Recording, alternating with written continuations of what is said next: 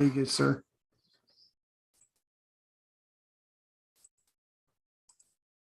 There we go. All right, guys.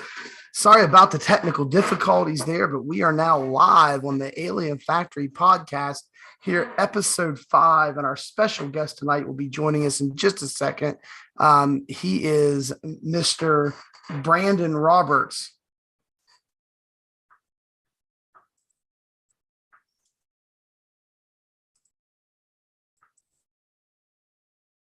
So, guys, as we're it's better that we're a little late than never here on the podcast, and we got all the crew popping in here now, and I'm admitting them one by one as they come in here to the meeting.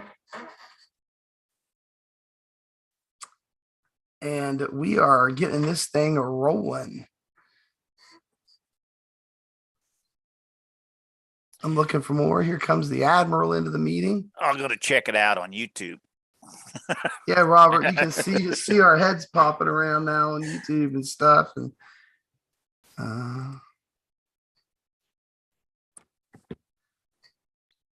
yeah, sorry that we're that the video's coming up a little late there. Like I said, better a little late than never. Last thing I want to check before we get into the podcast here real quick, fellas, is whether or not those old links that I put up a few minutes ago, if they actually work, like if it's actually going to kick into our live feed. Let me check that. Everybody's kind of hearing what we're talking about now. If that's okay, we're just doing some last minute technical issues here as we're getting started with the podcast this week. That's because we're real. We have real content here, Mr. Excitement. You know that. Oh, yeah. And actually, yeah, the old link does work, so we're good. So the old link that I put up is still good. So we're good to go on that, I think. Yeah, make sure. Right. Okay, don't forget Brandon. Yeah, don't forget the guest. I didn't. I already told people about him as I was getting in here. So yeah, we're good. That old link works. So everybody that's going to click on it now is going to get in. So I'm okay with that. So yeah, I think we're good to go for this podcast. Brandon. Oh, I got to admit him. Yeah, don't forget about admitting him. Yeah. There we go. Don't make the guest mad. Yeah, we can't. We got to admit our guest. You know. Is Bobby going to be here or no? I think. Let me see if I. Is he racing or what? He's in our Discord right now. He was racing earlier. Okay.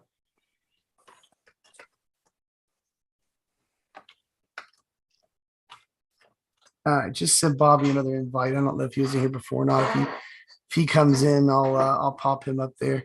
So anyway, for some reason I got Scott's face featured on the screen here in front of me. I don't know what's going on, but it's like he's talking nonstop. It's got him as the permanent talker. So well, I got mine floating around every time somebody else talks. It's who's ever talking. Like right now I'm talking, but I see you, Mikey. I see your dog now. All right, so let's I see everybody. There you go. Let me bring this up. Did I do something wrong? No, you're fine. No. You're fine. Let's go ahead and get into this tonight.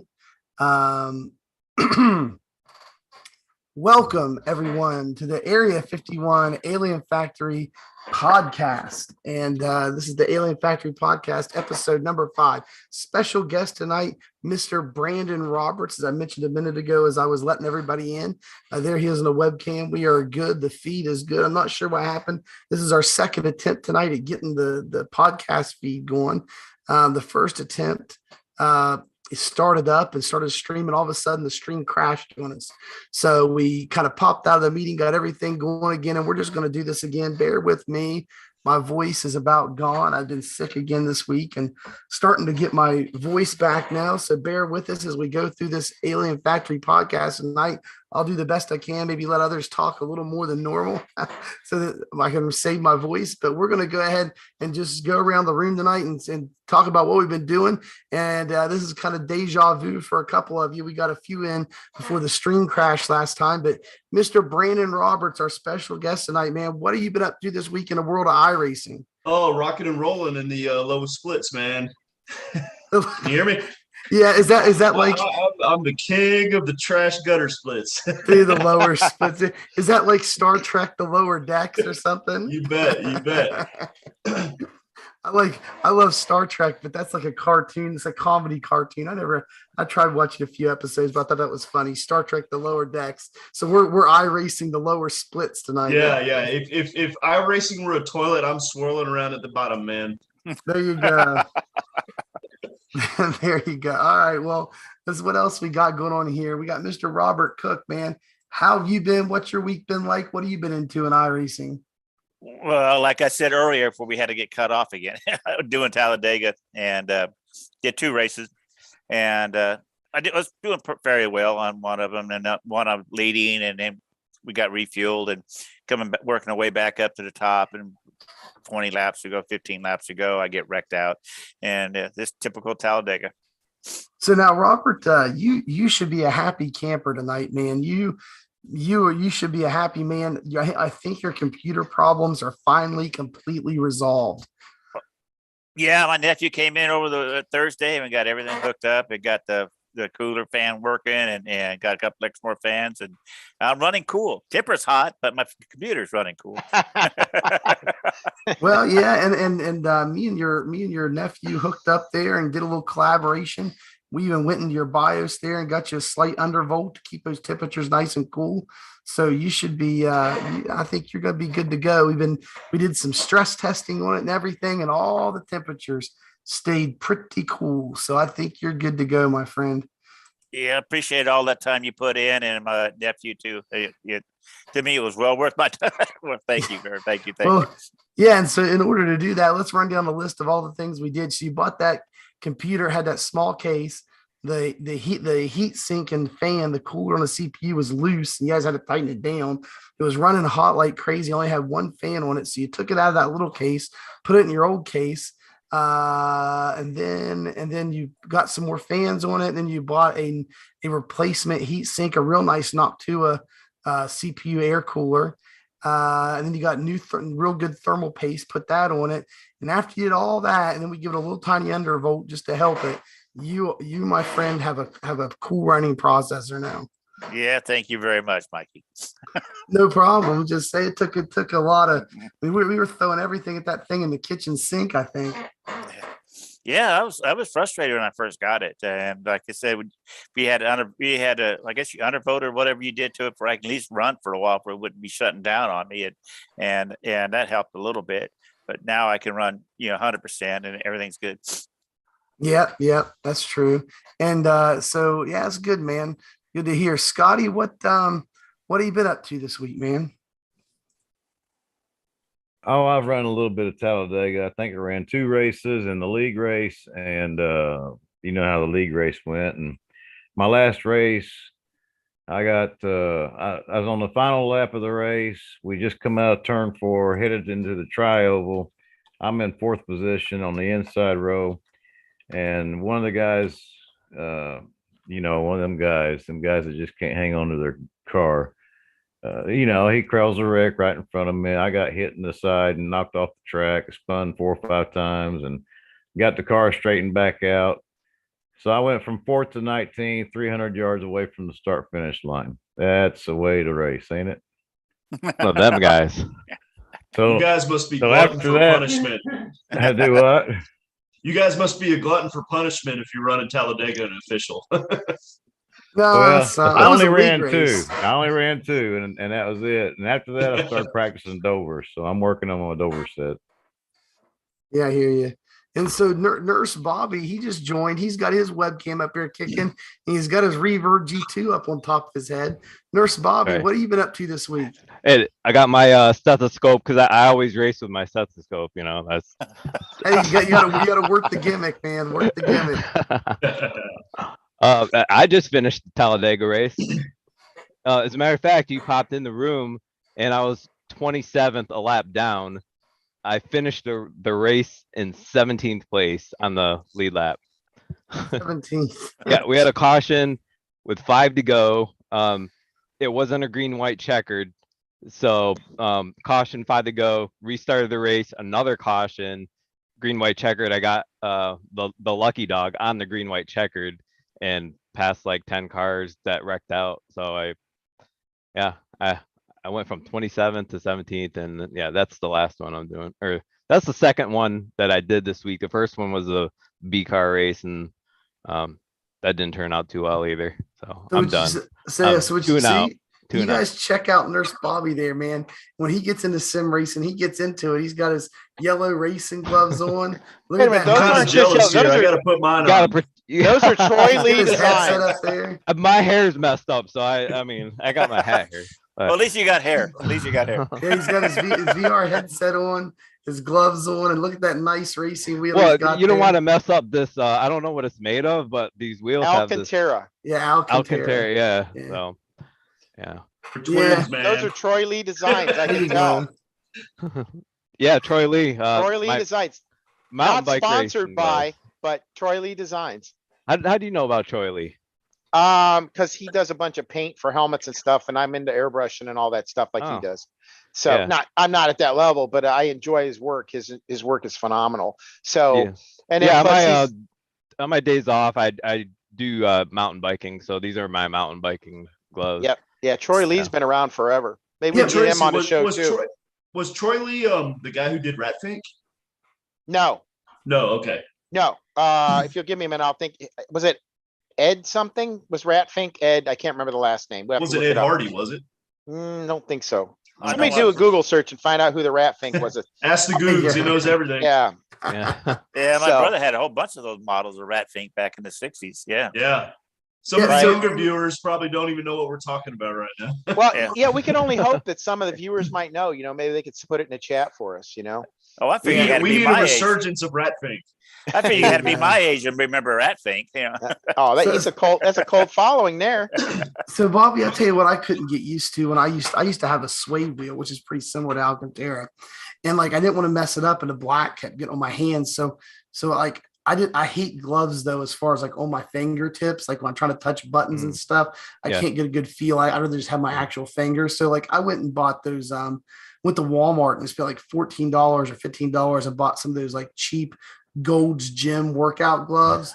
So like it had everything, but like the finger was coming out, like it cut off there in your middle knuckle.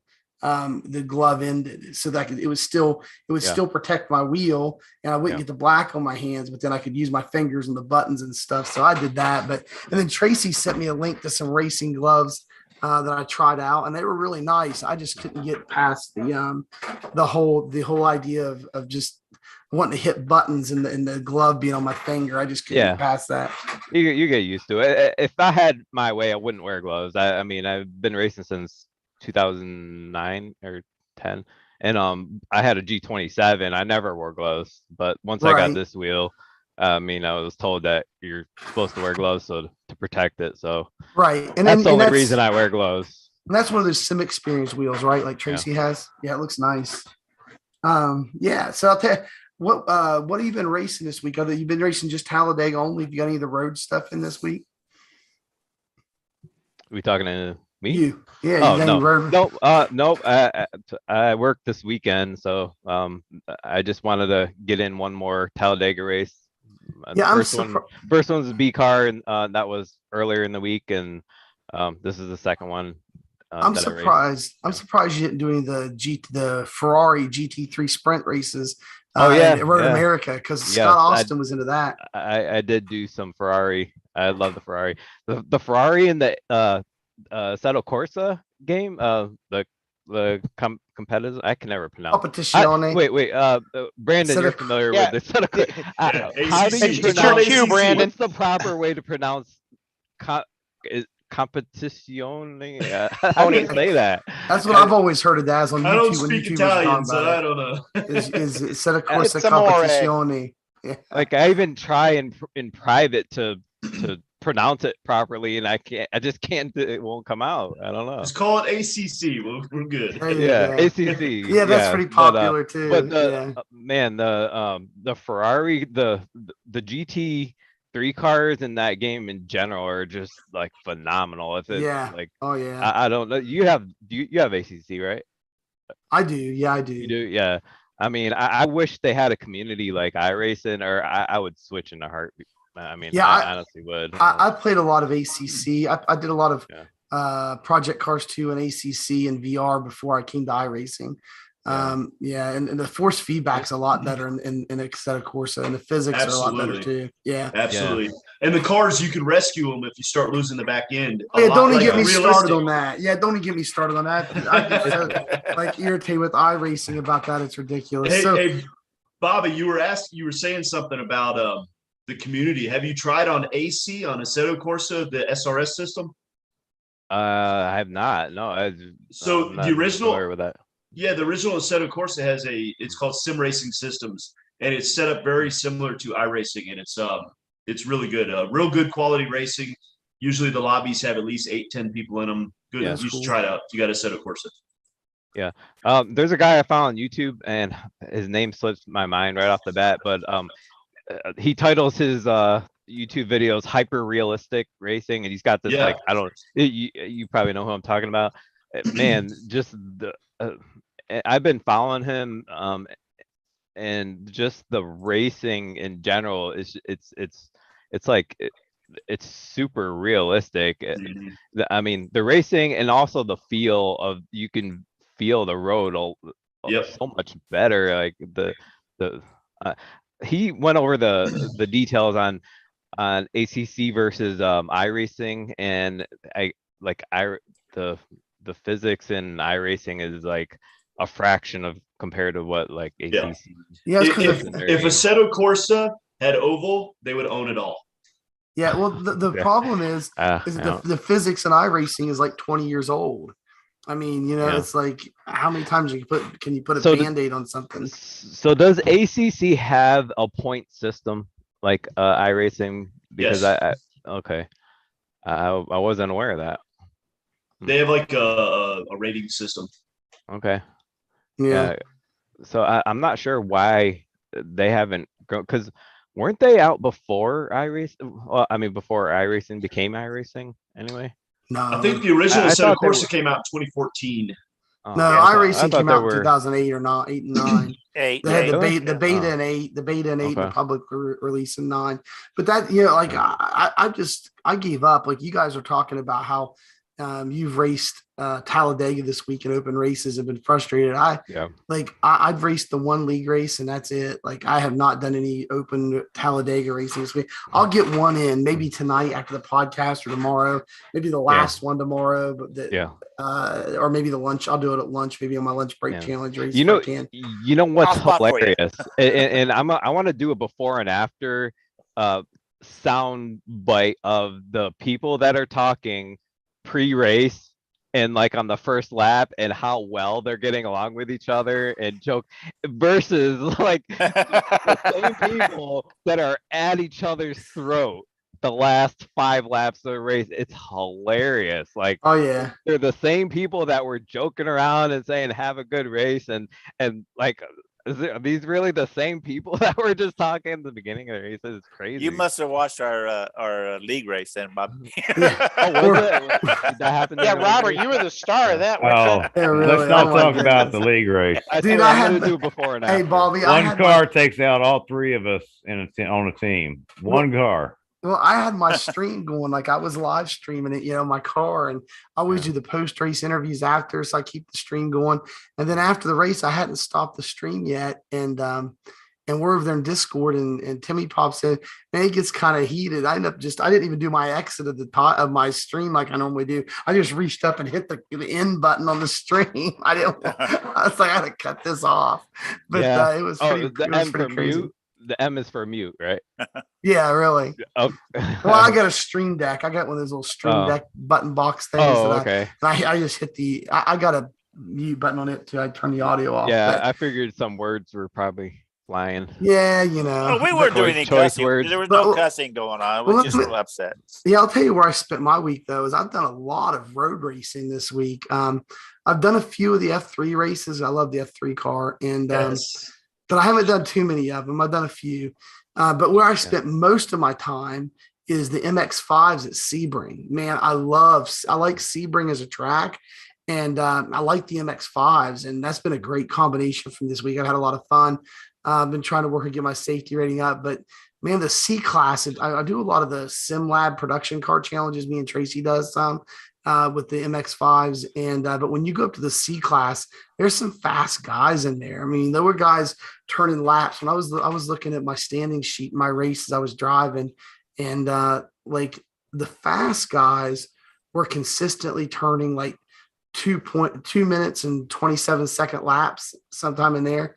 And I actually, by the end of the week today, I could consistently, as long as somebody wasn't in my way, if I was by myself, but then I got caught up in a lot of traffic and slowed me down. But when I was by myself, I could consistently touch the 2-minute 27s. My fastest lap this week ever, fastest lap all week was 2 minutes, 27 seconds, 0.2. So 2:27.2 was my fastest. What track, Mike? Sebring. Okay. I Did did you that have the today. racing line on, Mikey? Did you leave the racing line on? No, no, I know Sebring like the back of my hand. But so that was just the day where I got clear to where the fast guys were. But there were a few like crazy super duper fast guys, like the top of the tops, and they were doing like 2 minutes and 26 seconds point something. There ain't no way. I tried and ran laps, and I couldn't get. I mean, those guys had super high ratings or something. But on the C class Mazdas, a lot of times they don't even split. It's like a single split. So the lowest guys are in there with the top of the top, just like MB Open is sometimes, depending on what week you're in. So that's where I spent most of my week. I had a blast, man. I loved it. There was some crazy guys, they bang around those MX5s, but those MX5s can take a lot of damage and keep on ticking, kind of like a Timex, and take a licking and keep on ticking sometimes. So anyway, I had a good week doing that. Let's kind of move on. Tracy, I know that we got Brandon here, and we usually do your segment first after we kind of warm up and break the ice for the week. And I want to turn things over to you. You got oh my goodness, let's see. Tracy's got a notebook out. I got the book. I got all these questions for Brandon. Uh-oh. Here we go. Tracy in his notebook, man. You got it, brother. All right, Brandon, here we go. I call it the face that runs the place. Yeah. And that's you. So anyhow, first and foremost, thanks for coming to the show. We appreciate you here at the Alien Factory. Appreciate you coming. It's my pleasure. So it won't be the last time we say this, but thank you so much. If it wasn't for you guys, we wouldn't have the show. Anyhow, just a formal introduction. We have Brandon Roberts here. He's the owner of Lone Star E-Speed Shop, correct? Yes, sir. Okay, good. And then we have you from San Antonio, Texas. So welcome aboard. So what I want to do is we want to find out about you the person, okay? Sure. And what I'd like you to do is start as early as you'd like, wherever. And, let us know what was your first wheel and pedal? What do you do in racing? What do you do in life? What do you want the people to know? Okay. And just let us know, and we'll go from there and see where we end up, from where you started to where you are now. Sure. So I'm old. I'm 40. A lot older than most of the people. Oh, you're young. I got you beat. You're one of the younger ones in here. Right. I think you're the youngest. Yeah, you're the youngest guy in kids here. Nice. Well, I feel like the baby now. I shaved too. I look like one. I'm 56. So join the Grandpa Club. Oh, hey, my daughter's 14, so that's not too far I was away. driving. No, My granddaughter's 5. Born. So I was raised in Florida.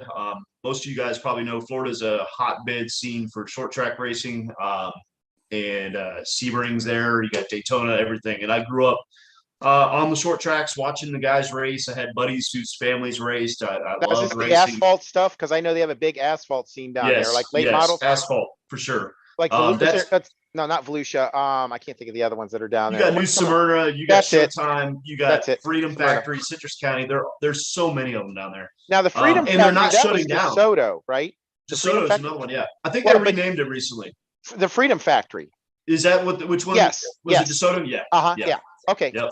Just want to make sure. Tons of them down there. Right. So I loved racing. Unfortunately, modern day times, if you're not from a racing family or you're not wealthy, it's really hard to get into it. So I never really was able to get into it growing up like I wanted to. But you were a fan though, right? Oh, absolutely. I would go to I grew up going to Citrus County Speedway and watching races, going to Daytona, watching watching Daytona 500 and was it Pepsi 400 back then. Right. And then I would go to Gator Nationals and watch drag racing. Oh, there you go. My former stepfather, his uncle was a pro stock driver, and so we would get on the track. His name was Frank Iaconio. I remember him. I had his Yep. model, matter of fact. Yep. I had a And model then, of his car. do you really? Yeah, Wow. I did. Yep. So remember I the used name. to work for Don Garlitz too. Oh, now I was there too. I was Yep. at his place. Yeah, that's great. Yep. Down I there. used to work there for him. Nice. He's well, Unique individual. yes. So I grew up, obviously wasn't able to get into racing, moved on in life, went into law enforcement, worked for the government overseas for a couple of years, and really I got into motorcycles real heavy, and I bought a track bike and ran it on a track a few times in Stark, Florida. I believe it's called the Firm now is what the track's called. And loved knee dragging bikes. I mean, but bikes don't love me. So I've wrecked many times. My body hates me for it nowadays. So ended up in Texas and got onto iRacing because those who can't afford to really race get on iRacing. It's the best experience you can have without getting in a car. Best bang for the buck for sure. Absolutely. And then I actually bought a 4-cylinder sport compact dirt car for the dirt tracks around here, and realized really fast how expensive it is to race when you don't have sponsors or a family that. Now, are you still doing that or no? No. I ended up selling the car because it was just too expensive. Okay. It was funny because a buddy of mine who runs dirt modifieds, he told me First, he said, "Why don't you drive my other car?" And I'm like, "Whoa, man! I don't know. I've never driven on dirt. I don't think I want to wreck your modified." Because he had 2 of them. So I got the Sport Compact, and when it was all said and done, with all the problems and breakages and all that stuff, he's like, "Man, you could have just bought a modified or something else and saved money." I'm like, "I know." Right. Yeah. And I ended up selling the car, and he moved away, so I can't even race his car now. So I'm stuck on iRacing, and someday maybe I'll get something else. Honestly, at this point, I've gotten so fond of road racing. I would really like to get something like what would be the USF 2000 and run it on road tracks nowadays, almost more than I would oval cars. But the problem in Texas specifically is they don't have asphalt tracks anymore. That's what I would love to race. It's all dirt tracks here. That's all they have. So if I ever return to Florida, maybe I'll get back into racing on asphalt. Okay. So what else you got going on? Not too much. Trying to think. I work too much. So you're now. We asked a lot of people. So like when you started with sim racing, what how did you start? Like what did you get into first? Was iRacing the first thing you got into? And then equipment wise, like how did you get in? Did you start with a keyboard, a controller, a cheap set of pedals and wheels? Like what how did you get into sim racing? Okay, so the earliest memory I have of sim racing was the old NASCAR in the 90s. I can't even tell you which one it was. It had to have been like 95, NASCAR 95 from Is it the Papyrus stuff? Yeah. Yes. I think everybody that's on iRacing probably did that first. Oh, yeah. So I did that, and for sure back then was keyboard. Then about 2.5 years ago, decided to get into iRacing, and that was the first venture back into sim racing. And I started on Thrustmaster, TMX Pro wheel and pedals. And I still remember running in a league and people on Discord saying, "Oh, we can tell you're running the TMX Pros because the pedals make a bunch of noise." Oh wow! So hey, I still got my TMX Pro sitting over there in the corner. They work great. I had no problems with them. I ended up deciding I wanted to get a little further into it, so I went and bought a bunch of Fanatec stuff, and now can't go wrong there, man. Yeah, but honestly, I'm like, I'll tell you what, the wheels are awesome. I love the wheels. I bought that NASCAR wheel. I was like, man, this thing is awesome. It's full size. And then now I kind of look back a year later or a year and a half, 2 years later after getting that stuff, I'm like, did I really need to spend $2,000 on this stuff? So Well, that's know, all. I run. What's that? I said only 2,000. That's all. Oh yeah. Well, I mean, overall, I probably got $5,000 into this dang thing. Yeah, that's what I'm thinking out. Yeah. Yeah, I don't want to tell anybody publicly what I got in mind. Yeah, they'll probably smack us. Yeah, really. But yeah, I run the 2.5 wheelbase. The shoot, I don't even remember what pedals these are. It was Club Sport pedals or V3s, the V3s, Club Sport. the V3s. Yeah, and that's what I run. I've got the. Excuse my girlfriend running back. I got the Forza Motors wheel that came with the Fanatec 2.5, and then I got the NASCAR wheel, of course. Nice. And that's what I run. And then I run a VR now. I went from doing the ultra wide to VR, and that's what got me into. All right, we got to hold you right there with the ultra wide because this is my department. Oh, Tracy just got his. I just got mine. He loves it. So what do you have in an ultra wide? What size? 40, I think. I don't even know. It's wide. That's all I know. Okay, I was gonna say because this is a brand new Samsung 49-inch. Yeah. And what is it? R1000, I think, is the curve and all that stuff. And I just dumb lucked my way into it. But I'm gonna tell you what, over the last 2 weeks, and you can even ask Mike and the guys. I mean, I went from being a start and park garage car, right? Now, like Mike says, he can't keep me off the track. Every time we're doing something, I'm in a Cadillac race or something, running dirt, but it's now I can see, and that's the whole thing. But I do have a headset. Now, give me just a second, but I have an Oculus Rift S. Now, what headset are you using? Oculus Rift S. Okay, well, Mike might be able to help you out because he helped me tweak mine. Not necessarily, it didn't get rid of the screen door effect, but it sharpened up the images where I could see the gauges and read it then, and it really worked out for me. But my go-to is VR. I don't know what your preference is, but I do so much testing and driving that it's hard for me to go back like in Motec, like in telemetry, but with the headset on. So this was a no-brainer. I just had a screen go out, and so instead of replacing one screen that was just archaic, this opportunity came by. And it was like, hey, Mike, what do you think about this? And it was like, oh, hell yeah. So I get the best one. Yeah. So I dumb lucked my way into a G9 Odyssey. So, and I love the thing. The thing is mind blowing. It's great. Yeah. See, so I want to upgrade my VR, but with the prices of GPUs right now, I don't want to spend the money to upgrade that. So I still run the Rift S. It gets me by.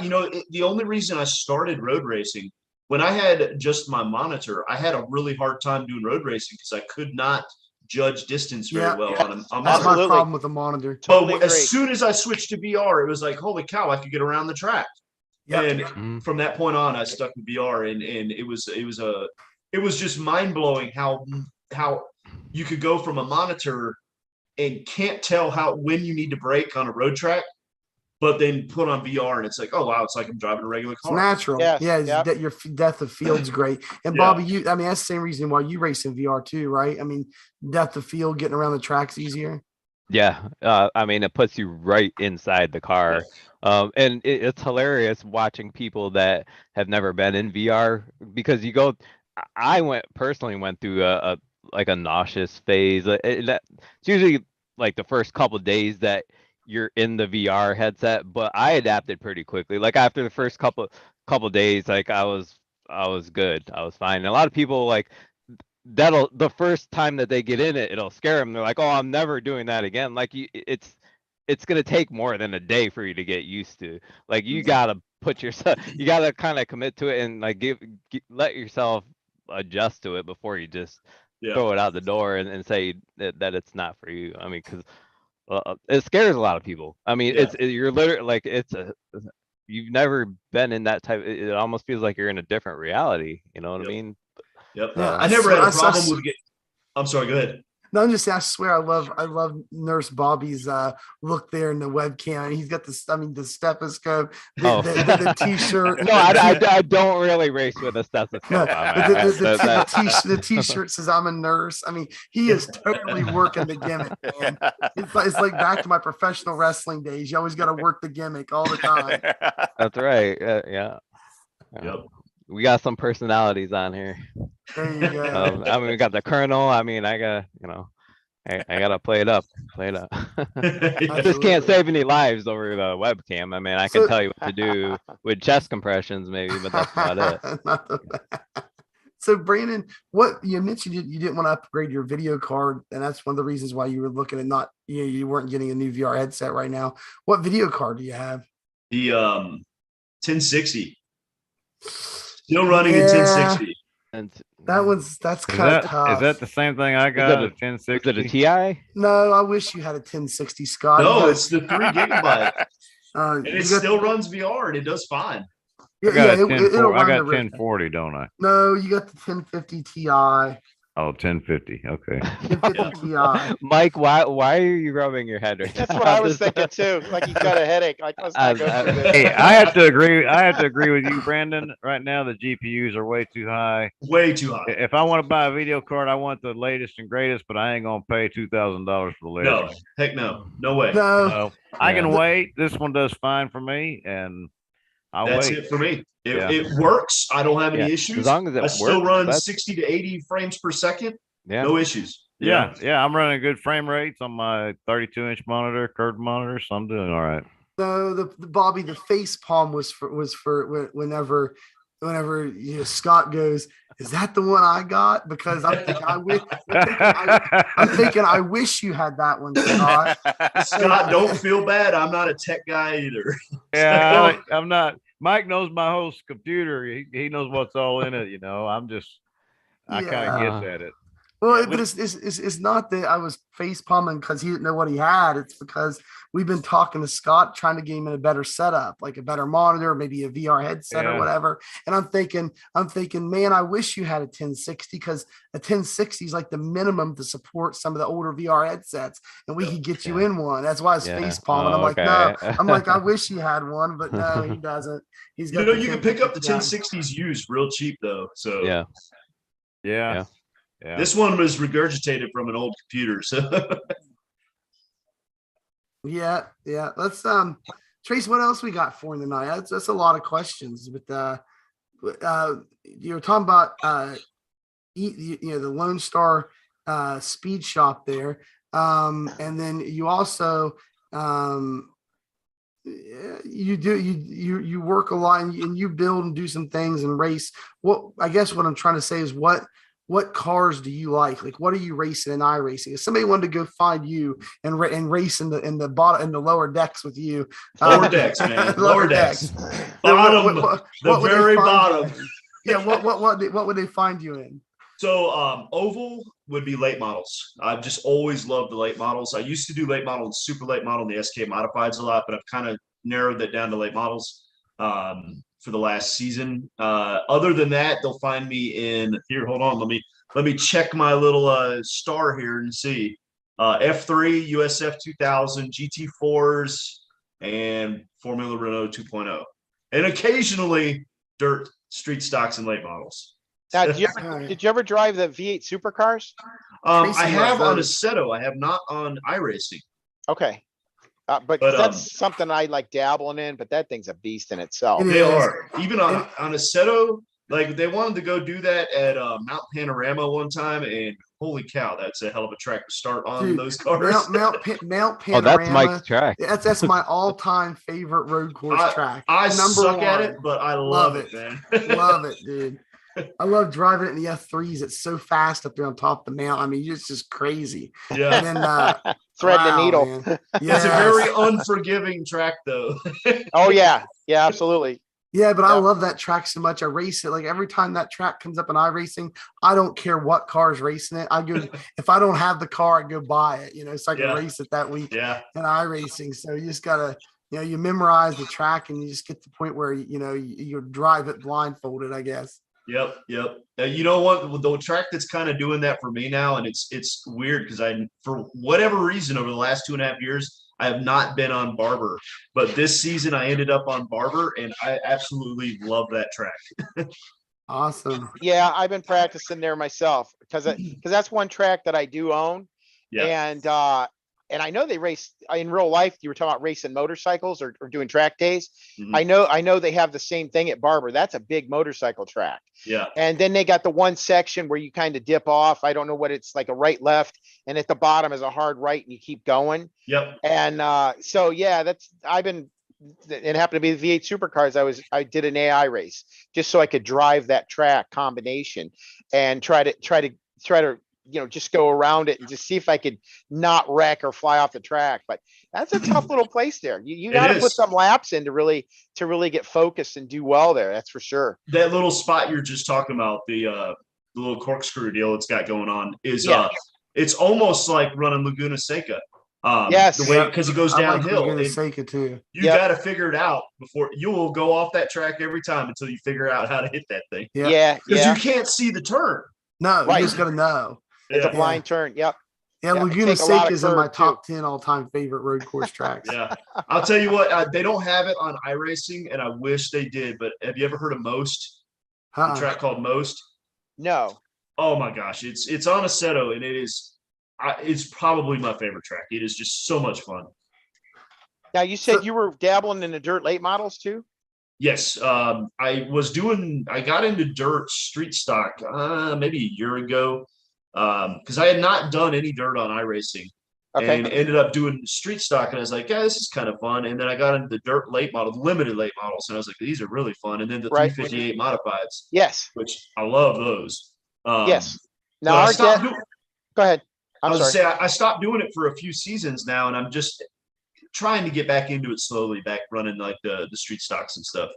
Okay, because our guest last week was Nathan Waddell, and he's a dirt guy and Yeah. a real good dirt guy, matter of fact. And he actually rekindled my interest in getting into the late models because I love the sprint cars and the midgets and that kind of stuff. But just the late models alone, I just was difficult. It was hard for me to keep up. Just my hand speed is so slow, it's hard to catch the slides. Okay. Yeah. So, but he was talking about the new tire model that they came out with and some of the changes that they made, that they're a lot nicer to drive. And he even said that his wheel inputs are very minimal, which for Yeah. me is hard to fathom because it's not like that. But so he kind of rejuvenated my interest in trying to go back and revisit that and get that driving down. So I actually dabbled a little this week at Eldora, which was Mhm. the World of Outlaw late models, and I did the fixed. And I Yeah. did okay, not too bad. I mean, I didn't finish well, but it was a fairly clean race. We didn't tear it up, and got some safety rating out of it. But at least it's rekindling, like you said. You kind of dabbled a little bit, but I think if you got back into it now with the new tire model, I think Mhm. you'd see a big difference. Now, one thing I'll share with you, and this happened to a guy we were co-oping with one time, but I can't remember the wheel or pedal he was on at the time, but I know it wasn't a sim experience like we have here, which is the direct drive wheel. And we were at Knoxville trying to go with the World of Outlaw sprint cars, and he couldn't get around there, period. I mean, it was just instant spin, no control, stuff like that. And it seems like, but with the wheel that we have that has these programs now, and I don't know if your wheel has it, where you can change the settings of it. And I don't mean like the normal force feedback. I can't remember what they call it. Each brand has a different Well, what channel.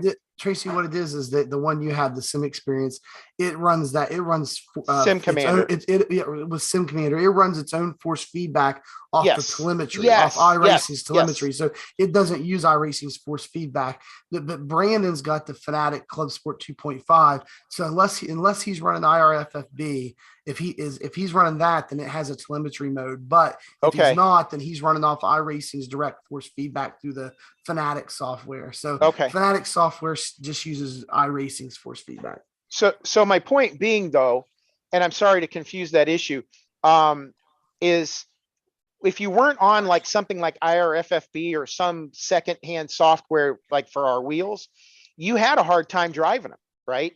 Yeah. And so this guy I was working with had just bought a sim experience, but had not got it. It was coming the next day. So he gets his wheel, sets it up, gets all the software up and running. We go back to the same track, and he goes from not even being able to turn a lap to right at the top of the chart just by changing wheels with this programming. So my point being is, that may be something you might want to investigate in too. That Yeah. might help your dirt experience. I don't know why it does, but I know there's guys on the internet that are kind of professing the same thing. Okay, that they get into these secondhand softwares and it changes iRacing's dirt experience. Yeah. And I know it did for me, absolutely. And that's why Yeah, the only reason I enjoy racing it now. Yeah, I'm gonna check it out because I enjoy dirt a lot, and oddly enough, I have the least experience on dirt on iRacing. But when it comes to win percentage and top 5 percentage, it's the highest of all the things I Good run. figure. Okay. Good Yeah. figure.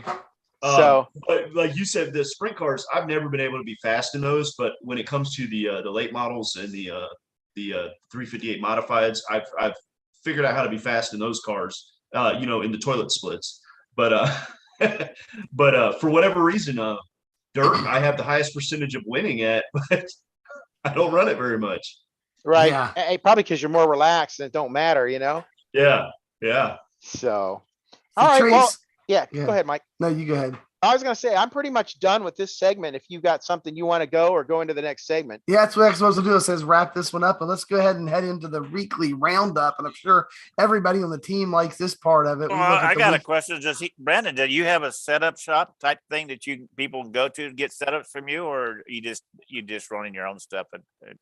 So I have the LoneStarESpeedShop.com where they could get setups. I throw whatever I'm running for the week, whatever series I'm running in, I just throw it up there for free. They could run it, and good luck. Well, this is my segment after the weekly roundup. I was going to talk about that, so I guess we just got to do it. Oh, I'm sorry, Mike. Yeah, I didn't know. We'll come back to it. That's all right. We'll come back to it. That's okay. But anyway, moving into the weekly roundup. Here we go. Our next segment, the weekly roundup, is what everybody on the team likes. Maybe they do, maybe they don't. Let me share my screen here, and we're going to get in here to the iRacing standing sheets for the week. And Cue the music, Mike. I don't have the music. Yeah, dun, dun, dun, dun, dun, I don't know. Dun dun dun. Dun. I don't know. I like Pink's song though on hers. Anyway, well, so let's just look at who's doing what this week and who's finishing where here in Be Open, which is What's hot and what's not. Yeah, what's hot and what's not. Well, yeah, on Be Open Friday night, it was pretty good. Uno's channel, they had quite a few of the top guys chatting on Uno's channel doing a B-race Friday night. Robert, that's what I like to call the unofficial official Discord for Be Open. Yes, the official, unofficial. Yeah, the official. It was pretty good. It was pretty funny with all those guys in there talking. It was pretty funny. And so they were, and there was some huge. I don't know if it was the Monday night strength of field race. We didn't get a broadcast that because at that point my voice was 100% gone, and this gradually came back through the week, and I'm still a bit raspy and coughing. But anyway, but we didn't get a broadcast, so I don't know if Kyle Myers won that one, or if he won another super high strength of field that week, but he topped the charts in championship points. He had 2 starts, 1 win. And in that 1 win that he got. Yeah, but 12 incidents with 2 starts. Yeah, he had 309 championship points. Unbelievable. That's a lot of championship points there in Division One. For a 1 week total, 309. That usually takes me 2 weeks to get that many championship points. And then, and Robert, does it take you? I'm 4 or lucky to 5? earn that in a month. Yeah, exactly. Yeah. And we got coming in second place this week in championship points in Be Open is Jared Crawford. Yeah, he was in that race Friday night too. Do you guys know that guy? That guy's tough. He's been around a long time. He's a tough guy, man. He makes some great setups. He posted a setup in Indianapolis a couple years ago, and it was on the general forum, and I ran it. Man, it didn't do much up front, but I'm gonna tell you what, as the race went on at Indy, it just came in, and I was a missile after that. I won that thing going away. It wasn't even funny. Whatever setup he did, it was just amazing. That guy's just phenomenal, his work. I met him in TeamViewer a long time ago. That's the same time I met Malika Ray. Well, he was only 1 point away from 300. He was at 299. Caden Honeycutt, pro driver, got 280 championship points. And you got Nick Massey coming in with 243. Well, Jesus there too. Jesus got, not too bad for being retired. Yeah, Jesus, our buddy, got 243. Jesus is taking a break. He won our league race the other night, Tracy, and I was interviewing him. And I said, "Hey, man, glad to have you in a league race. Saw you in one last week." And he says, "Yeah, I'm taking a little bit of a break from my real life racing, where he's doing those 34 coupe cars." And so he's taking a little break from that, doing a little iRacing from time to time. So he got 243 championship points. Mike Bruno, 238. And Yeah, Mike's Ricky always U. in there. Yeah, Ricky U, Ricky Utting, 234. Chris Hill, 227. It reminds me of the old TV show, 227. And then Tyler Justice, 223. And rounding out your top 10 is Luis Salamazo, and he traces a lot of trucks. I'm not sure if he's practicing because he made the pro. He's looking to make the contender series or whatever, but he's big time in the trucks, real fast. He got 218. And let's just go ahead and just skim down through the rest of the top 25 here on the front page. So we see more of our buddies.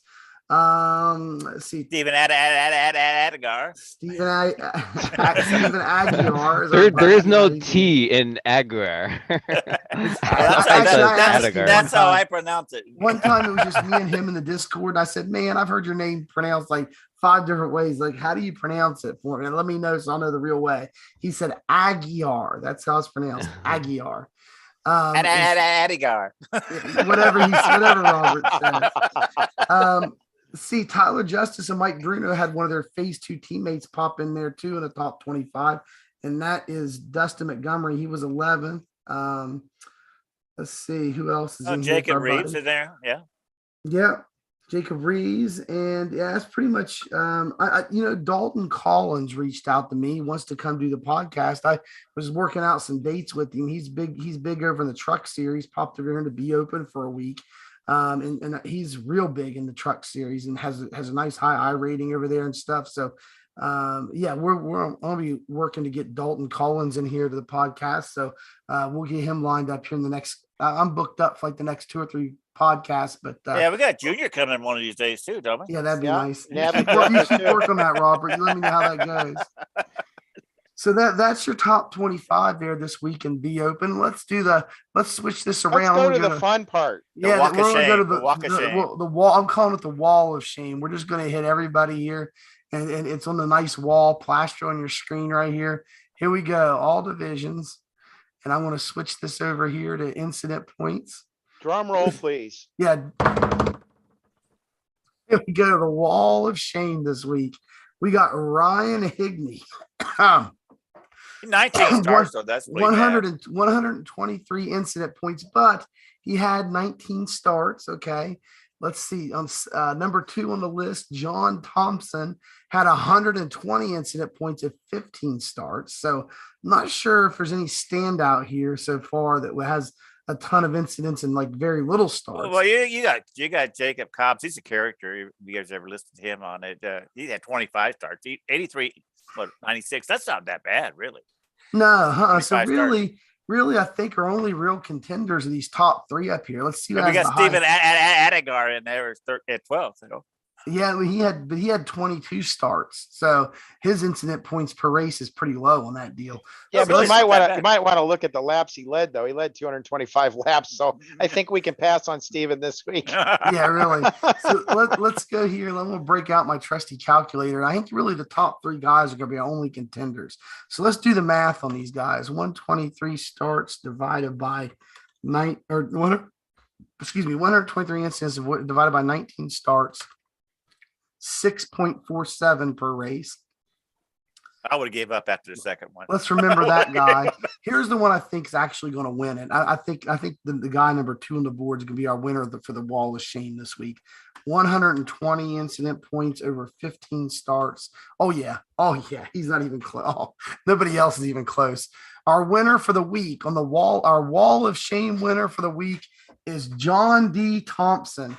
15 starts, 120 incident points. Anybody want to guess how many incidents per race that is? Gotta be 8.5. 8. It's 8 on the dot. Wow. Oh, yeah, that's 8, and that's it. Wow. That's only on 60 laps at Talladega. I mean, it's not even like it's 100 and some lap well, race. you can get 8 incidents at the last lap. it's really, And John, if you're listening, have your people get a hold of our people and we'll get your side of the story. Just Yeah, come John, on to we're the not show. trying to knock on you. We're just having fun. I'm dude. saying that's not bad. That is not bad. 8 incidents a race. Like I said, you can get that at the last lap. Yeah, It's and easy Yeah, to at pick up. Talladega, it don't take long to acquire 8. No, you Well, can and get that- that on and- a pace lap. Yeah, and that's really. Yeah, I've But done that to but somebody. that's for all of B opens. I mean, that's every division, all of B opens. So yeah, John, man, we're not picking you out. We just, what we need to get, Trace, is we need to get a plaque, like a little plaque that we can mail out to people. We can or send to something. them. Yeah, Yeah. like a trophy for the walk Yeah. of shame. Absolutely. So John, it's all in good fun, man. You may be the greatest guy and a decent driver. Maybe you had bad luck this week. We don't know. We just go look it up every week just to have fun with it. Wait till next week. Go. Hey, Yeah, you all yeah. know how luck can go on iRacing sometimes, though. Yes. Oh, yes. yeah. Yeah, really. Yeah. I'm on that. It is slump right now. Talladega week. Just saying that. Just throwing that I'm out in- there. I'm in a Yeah, if you're- slump right now. I'm in a If you're slump. farming iRating at Talladega, it's probably not going to happen. Yeah, really. But yeah, that's the wall of shame this week. Like I said, we in our weekly, it's best part of our weekly roundup every week. We just kind of have fun with it, and all of us race be open. We know everybody, so yeah, have a little bit of fun with that each week. Let's move in to our next segment. Me and the guys are interested about, and that's what Robert kind of put the cat out I'm of the bag. sorry. I'm sorry. It's just a general discussion, Robert. So the general discussion is, man, over the last couple years, I think ever since I people that know me, that's known me for a long time, Robert, you remember when I first started in iRacing, and not my driving part, but We all do. no, not that part. Oh yeah, we remember you. That's a dead horse. that I we still beat to got death. scars. Yeah, that's a dead horse we beat to death. I don't know how many times, but I gotten hooked up real quick. Excuse me, I want to get a drink here a second when you guys start talking, but I just ran out. My diet Dr. Pepper just ran out of juice.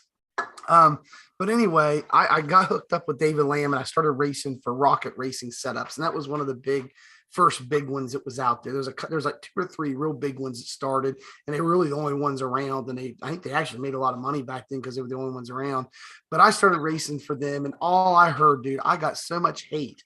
I think a lot of the hate I got, part of it was because of the way I was in the track, and the other part is that so many people just hated setup shops back then. And so I was the brunt of a lot of that hate because I was on the track. I raced so many races. I think I had almost 900 starts my first year, and I only raced like 8 months out of the year and be open. And so, I was on the track all the time with that Rocket racing car, and man, I just heard it nonstop. Setup shops are ruining iRacing, it's destroying everything, blah, blah, blah.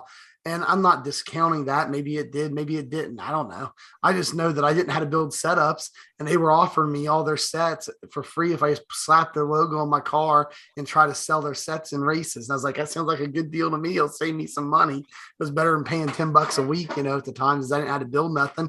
And I wasn't with Tracy or anybody yet that knew how to build anything. So that's what I had. So over the years, over the last couple of years, I've had all kinds of discussions. Shoot, us here on this team, we've discussed it between ourselves before. Like, are setup shops a good thing? Are they a bad thing? Is it a neutral thing? What are they offering iRacing? Like, how are they hurting iRacing? And so I figured this would be a good time to have kind of a round table discussion on that. And as part of that, I want to clarify, Brandon, you don't operate what we would call a setup shop, right? No. Yeah, I just wanted to clarify. Nothing's for sale. I don't spend tens of hours building setups. It's with my shop, it's one of 2 things. Either Edward's setup shop has given me a setup. You all right over there? Has given me a setup and allowed me to put it on the website as long as I give them credit.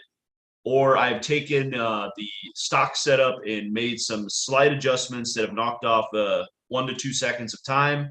And that's what I throw up there. Whatever I'm running for the series I'm running is what ends up on my website. So what do you offer? What classes do you offer? Because we have one website or one shop. They offer everything. I think there was like 4 cars they didn't offer. So Yeah. what is it so what is it do we expect from you guys? Okay, so there's no guys. It's just me. I do not have any builders, nothing like that. Whatever series is I'm running for the season is what you will find on the website. So like right now, GT4 and USF 2000 are fixed. So I'm not running the open setup. So I'm not putting anything on there for that. Right. When I run a late model race, I throw up whatever I'm running for the week. And when I run Formula Renault or F3 or whatnot, I throw that up there. I was running the F4 series, but I don't know if y'all have went into the F4 series. That's like running rookie street stock again. So Pretty I gave rough, up on huh? that. Oh, it's Okay. horrible. It's horrible. So I just gave up on the F4 series and just sticking to the Formula Renault and F3. And but yeah, I don't have builders. I don't pay anybody. I don't claim that my stuff's gonna beat those guys at all. But what I offer is what I'm running for the week for free for anybody else. And I usually end up, if I don't win the race, I at least get like a podium or a top 5 if I don't get wrecked out. And for those of us who might not want to spend a lot of money, you already spend enough on your stuff and your iRacing subscription, and all the stuff iRacing nickel and dimes you for. Oh my goodness. For the guys that aren't running in the top splits in the top divisions, if you run whatever I run, I mean, I sent you my stats for the weeks or for this season. I run one race per week, and I typically win or podium. And I'm sitting one race per week, and I've missed a couple weeks of some of these series, and I'm still mostly in the top 10 in divisions. So for the guys that are running in the low divisions who don't want to spend a buttload of money, just go on my website, download it. I don't care. There's free skins on there for mostly short track cars. Run whatever you want. Have fun. Yeah, we call them skins. The Europeans, they ain't call them liveries. Yeah, whatever that is. Sounds like a house to me, but whatever. Not a race car. Sounds like a house, but whatever. So everything's 100% free that you offer. Absolutely. And so what's your website? Let everybody know where to find you. LoneStarESpeedShop.com. LoneStarESpeedShop.com. Everything you guys find there 100% free, and it is officially certified here by Brandon Roberts himself. He puts his stamp of approval on it. He races it. So my question to you then is why, and then we'll get into more of a roundtable, but sure. Why did you decide to give away what you're running? Because most guys, if they got something they like that's winning races for them, whether it's top split, bottom split, middle split, whatever, they feel like, hey, I've got a leg up on everybody because my setup must be better because I'm winning races. Well, and they got some skill too, but but a lot of guys don't want to give that up. They hold it pretty close to the vest. So why did you decide, hey, I want to go start a website and just give away everything that I build for free? Okay. So let me rewind time a little bit. I also 2 years ago was running in some leagues and in officials. And I originally started with Majors. I was buying setups from Majors Garage. Hey, we like Majors Garage here. They offer those free baseline sets and stuff. And awesome. It's great. I love Majors because they do offer that for people. If you don't want to spend money, you're still welcome to come to the website. And if you pay them, my goodness, $10 a month gets you access to like every series in iRacing pretty much. So and that's cheap, $10 a month. So anyway, so we love Majors here, and we're never going to knock them. I thoroughly love Majors. Their setups for the most part fit me okay. My only complaint I had with Majors when I was with them is that it would be Tuesday or Wednesday before the sets would come out. And it may have changed by now 2 years later, but that was the only thing is like, man, I want to get into these races and I'm having to wait till Tuesday night. Now it's like late Sunday or Monday. Yeah, which is great. So I started with them, and then I ended up going with Rocket when David was with Rocket.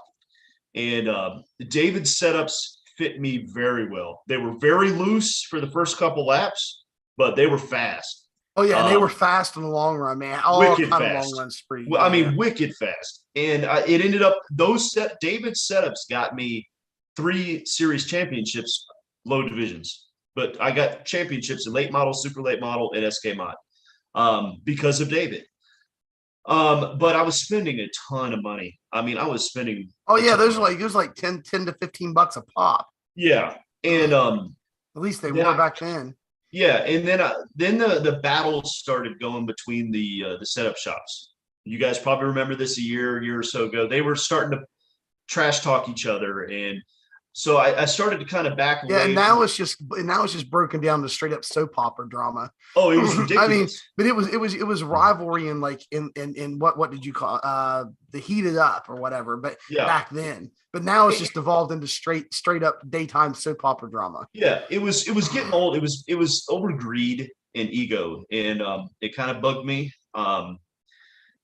And the other things I started noticing was some of the comments that were being said by some of the setup shop owners towards customers, towards other iRacers were a little disturbing to my opinion. They were saying things, trashing people who maybe had low I rating. And these are the people that you want to buy your sets.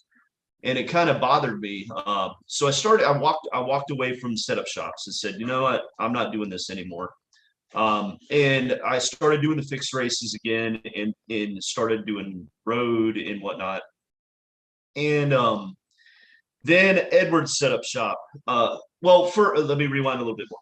I started working on trying to figure out setups myself. I am not a engineer in any way. I'm not really good at building setups, but I'm able to take the stock setup and knock 1 to 2 seconds off of it, which for the lower splits is usually good, especially if you survive the race. You know what I mean?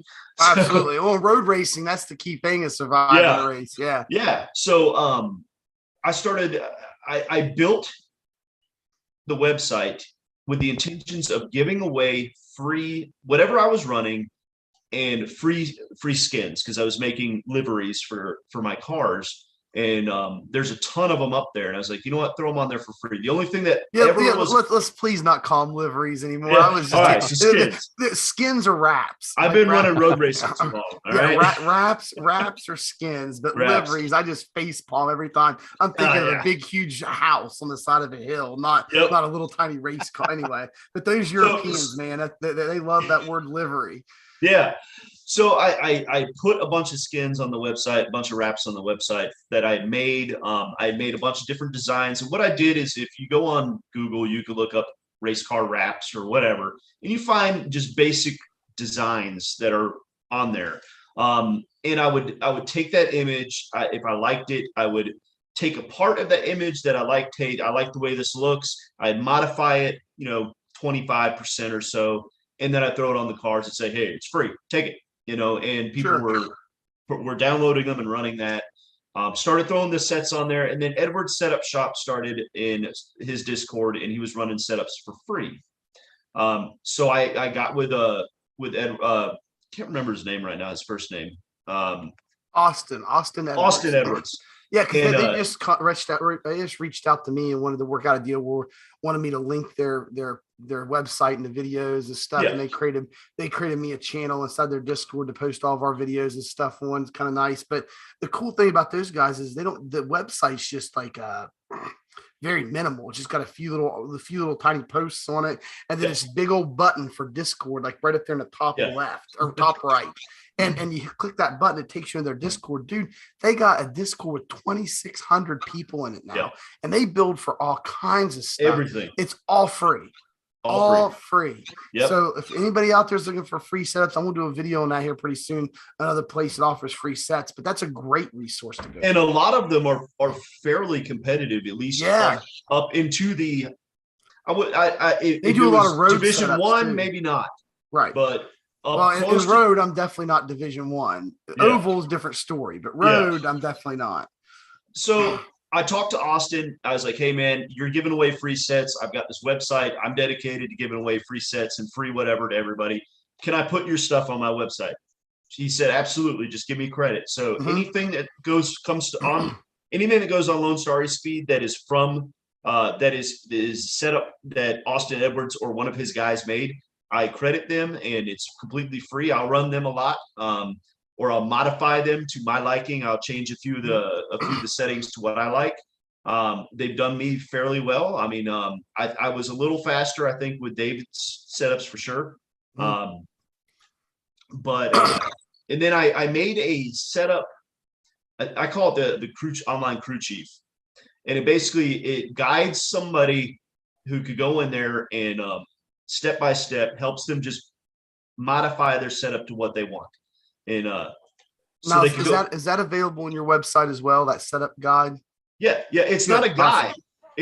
It's not like a guide like you download. It's you go into it. It's called the online crew chief, and it's step by step. It tells you you, input hey, stuff and it outputs what you should do to it. yes, you say, hey, Wow. it's tight. It's tight here. It's loose here, and it tells you, hey, these are the changes you would normally make to fix that. Now, Trace, that's pretty cool. What's that? I need something like that. Oh yeah. Just more to confuse you. Yeah. Really. What is it So- called? Alexa, what do I change when it's tight on entry? Yeah. Basically, it spits it back. Scott, it's his website is Lone Star eSpeedShop.com, and Yes. he's got this tool on that website where you tell it what your car's doing, and it spits out to you what adjustments to make. Now that is cool. That's And nice. now it's the general adjustments you would find in any other setup guide. But what I'm working on right now is I have software intelligence stuff I'm developing for government types on the side, and I'm having my developers in the near future work with the telemetry data Mhm. to where you could upload the telemetry data into it and say, hey, it's feeling tight or loose in this area, or this is what I want it to do. And it will analyze with an algorithm your telemetry data and say, okay, it thinks that you should do these changes. Tracy's trying to put you out of a job, man. Well, see, the thing is, I need somebody smart enough to know what the algorithm needs to tell it to do, and I'm not that guy. That's right. all right. That's what we're here for. So that's Yeah, what exactly. so that's what you got going on. So now that was your reasoning behind doing it. So now let's But just it was talk it was the drama is what started it. It was the drama bothered me, the way they were talking. Then I know for a fact I'm not going to list which setup shops or whatever. I know for a fact from their mouth they were using different setup shops for their team guys than they were selling to their customers, and that kind of bugged me too. It's like, hey, we're going to sell you this, and it's going to be the top of the line what we run, but our guys are actually running something that's even faster, and that bothered me. So, and I run the iRacing late model, super late model group on Facebook, and I actually, because of all the drama that they were causing on there, I had to cut them and say you can't post any more setups. right.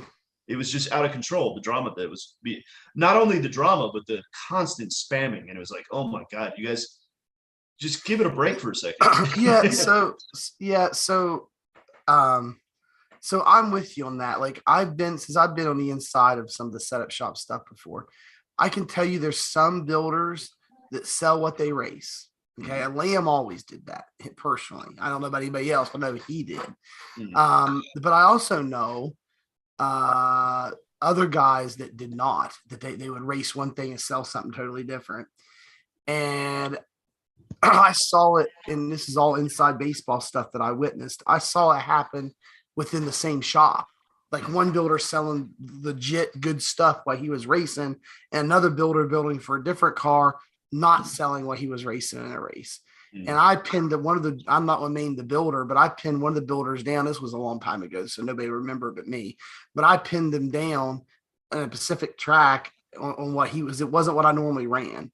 It was something other than what I normally ran, and I just grabbed the set they were selling, and he was so much faster, and like his car looked like it was handling differently, and I just straight up told him, I said, I'm running something different, and it was wildly different. I'm like, well, how do I get mine close to what you got? And he was like, told me I made some like 3 or 4 like really different changes. I mean, the nose weight was completely different. I mean, it was just a completely different set when I got done, and it would make it to kind of what he had. And so like I've seen both.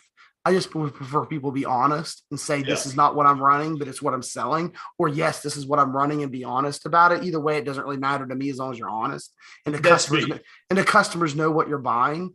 So Yeah. let's kind of move into, I switch back to gallery view so everybody can kind of see everybody that's got a webcam right now. I know Bobby turned his off. He must have stepped away, but when he turns his back on, you'll be able to see him again. But so let's talk about this. Like, what do you guys think? What do you get, Robert? I know you got some strong opinions here. What do you think about the setup shops? Kind of what they've done to iRacing, good, bad, ugly, pretty, and different. Like, what are your thoughts on the subject?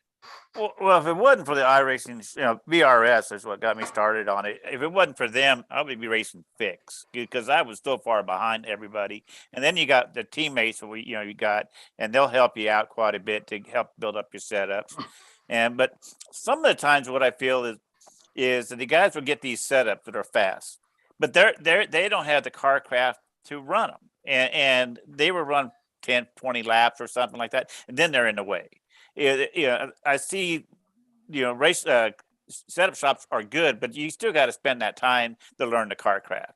And you just can't jump in there and start racing these big guys up there in front. And then all you're going to do is you're going to cause a wreck because you just don't have the skill level yet. That's the only thing I'm just saying. They had to develop the skill level as they're learning how to race these fast sets. So Robert, you're not anti setup shop yourself. You're just saying you're pro practice. Whether or not practice. Let's be honest. Since they changed the iRating and the safety rating system, people are really moving up faster than they should. Fast I tracking. agree. Yes. 100%. Yeah, I absolutely. mean, you can go in 1 week from running rookie street stock up to like B. I did that. And have no racecraft whatsoever. I went from rookie to racing cup races in 10 days. Yeah. When I started. When I started, I think it took me 4 months to get an A license when I started. So There was some, you had to go through some seasons. Yeah. So if I know Matt Holden listens to some of our stuff sometimes from iRacing, and he's a developer for B Car, and maybe if he's listening, he don't have enough pull to change this. But I would love for somebody from iRacing to listen to one of these conversations like we're having, because I'd like for them to listen to the community and do something about it. Because I think there's a compromise that could be made here between the iRacing community and the iRacing business side of it. Because from a business perspective, they want the fast track because they're selling NASCAR. Like, let's just be real. Like, over in Europe, they may be selling GT3 and all this other stuff. And I'm not saying there's not road racers in America. There are. But the vast majority of people in the United States that buy iRacing, they buy it to go race NASCAR, the NASCAR Cup Series. They want to race all the NASCAR tracks and all that stuff. And so it's not a very good business decision then for iRacing to sell that to them and then say, okay, now you got to spend 12 weeks in rookie. Then you got to spend 12 weeks in D. Then you got to spend another 12 weeks in C. It's going to be a year or more before you get to race what we just sold you. I mean, it's a bad business proposition. Okay. And so I understand that, but I think it's also bad for the community to have guys going from rookie to cup racing in 7 days with zero racecraft banging down everybody's doors and stuff. So there's got to be a compromise to be had. And I think this is it. Fast track all you want. It's fine until you get to C class. And then from C class, you have to race a whole season, no more fast tracking. And the reason I say that is because it's the ultimate compromise, because you can get them from rookie to C in like 4 or 5 days probably. And once they get to C, then they're racing the big tracks. They're racing Charlotte, they're racing Talladega, they're racing Dover, they're racing Darlington, you're racing Atlanta. I mean, you're racing the actual NASCAR schedule. In fact, the C Open follows the trucks in the real life schedule. And then that way the people who are buying iRacing don't feel ripped off because they're going to get to race the big NASCAR stuff just in the trucks. And then they got to work their way through the trucks and maintain a certain iRating level like you would if there was no fast tracking. I think that would be like the best compromise for their business model versus, the community being upset with guys going out and just not knowing how to drive a race car and bouncing off cars and walls and wrecking and everything else. I think that'd be a good compromise. What do you guys think? Trace, what do you think about that? Well, I was going to say, wait, Tracy. I was going to say one more thing on that thing is that the I rating points. I think you got to have a minimum I rating points before you go to C or B and A. You got to have a minimum. You having a guy with 900 I rating points racing in the racing B or something. He most likely he's just going to be causing incidents after incidents or just be in the way. You got to have a higher I rating to start being in some of these series. One thing also is if I could go back and tell myself, my starting self, not to fast track, I would, because one, I got onto iRacing because I wanted to do gander. But I fell in love with short track racing. And if people would spend more time in short track, that is where you learn racecraft. You learn how to be close with cars, battle, and have to handle your car. That is where you learn it. And then you get up into the bigger tracks, and I feel like if you would spend a lot more time running short tracks, learning how to race around other cars and battle over and over and over again, you would be so much better at the big tracks. But they want to fast track up to gander, and it ends up being a disaster. I agree. I can't just getting one of the big cars like the trucks or the B or the A, somewhere like Martinsville or Bristol or I'm trying to think of some other short tracks that in New Hampshire, like any of those short tracks you go to, just getting, I mean, guys don't know how to race. I mean, they're just plowing over each other. I mean, you'll have like the pace car leads more laps than any other car on the track at those races, you know? So I'm with you 100%. It's sad. I'm wicked fast on Bristol for some reason, but I don't even go on it anymore because I know it's going to end up being a wreck fest. And Dover's almost the same way. It's not even a short track, really. I mean, it's more of an intermediate type track. So anyway, Tracy, what are your thoughts on the whole thing? Well, with the setup shops, when I first got on, there wasn't setup shops. So we had to learn. And that was the thing that I wanted to do is I wanted to get to up around the cup stuff, right? Run A, run B, run C, whatever. But I didn't want to run fixed because fixed just wasn't it for me. I just didn't like the way they drive. And I didn't have the racecraft to learn it. And I probably still don't. So I was kind of, I don't want to say, but I forced myself into the setup part of it. And there was a big, tall learning curve. And that's the problem with iRacing is the learning curve. So most people don't want to spend that or dedicate that type of time. And I believe some of these setup shops are the same way. They're not quality individuals putting out quality work. They're just putting out whatever, or they're taking somebody else's work and changing a thing here and a thing there, making it their work. And that's the biggest problem is you just got a bunch of copycats. You know, I like to go to some of these setup shops, learn the builder, learn their traits. Okay. And I'll give an example of Matt Busa. Matt Busa was with,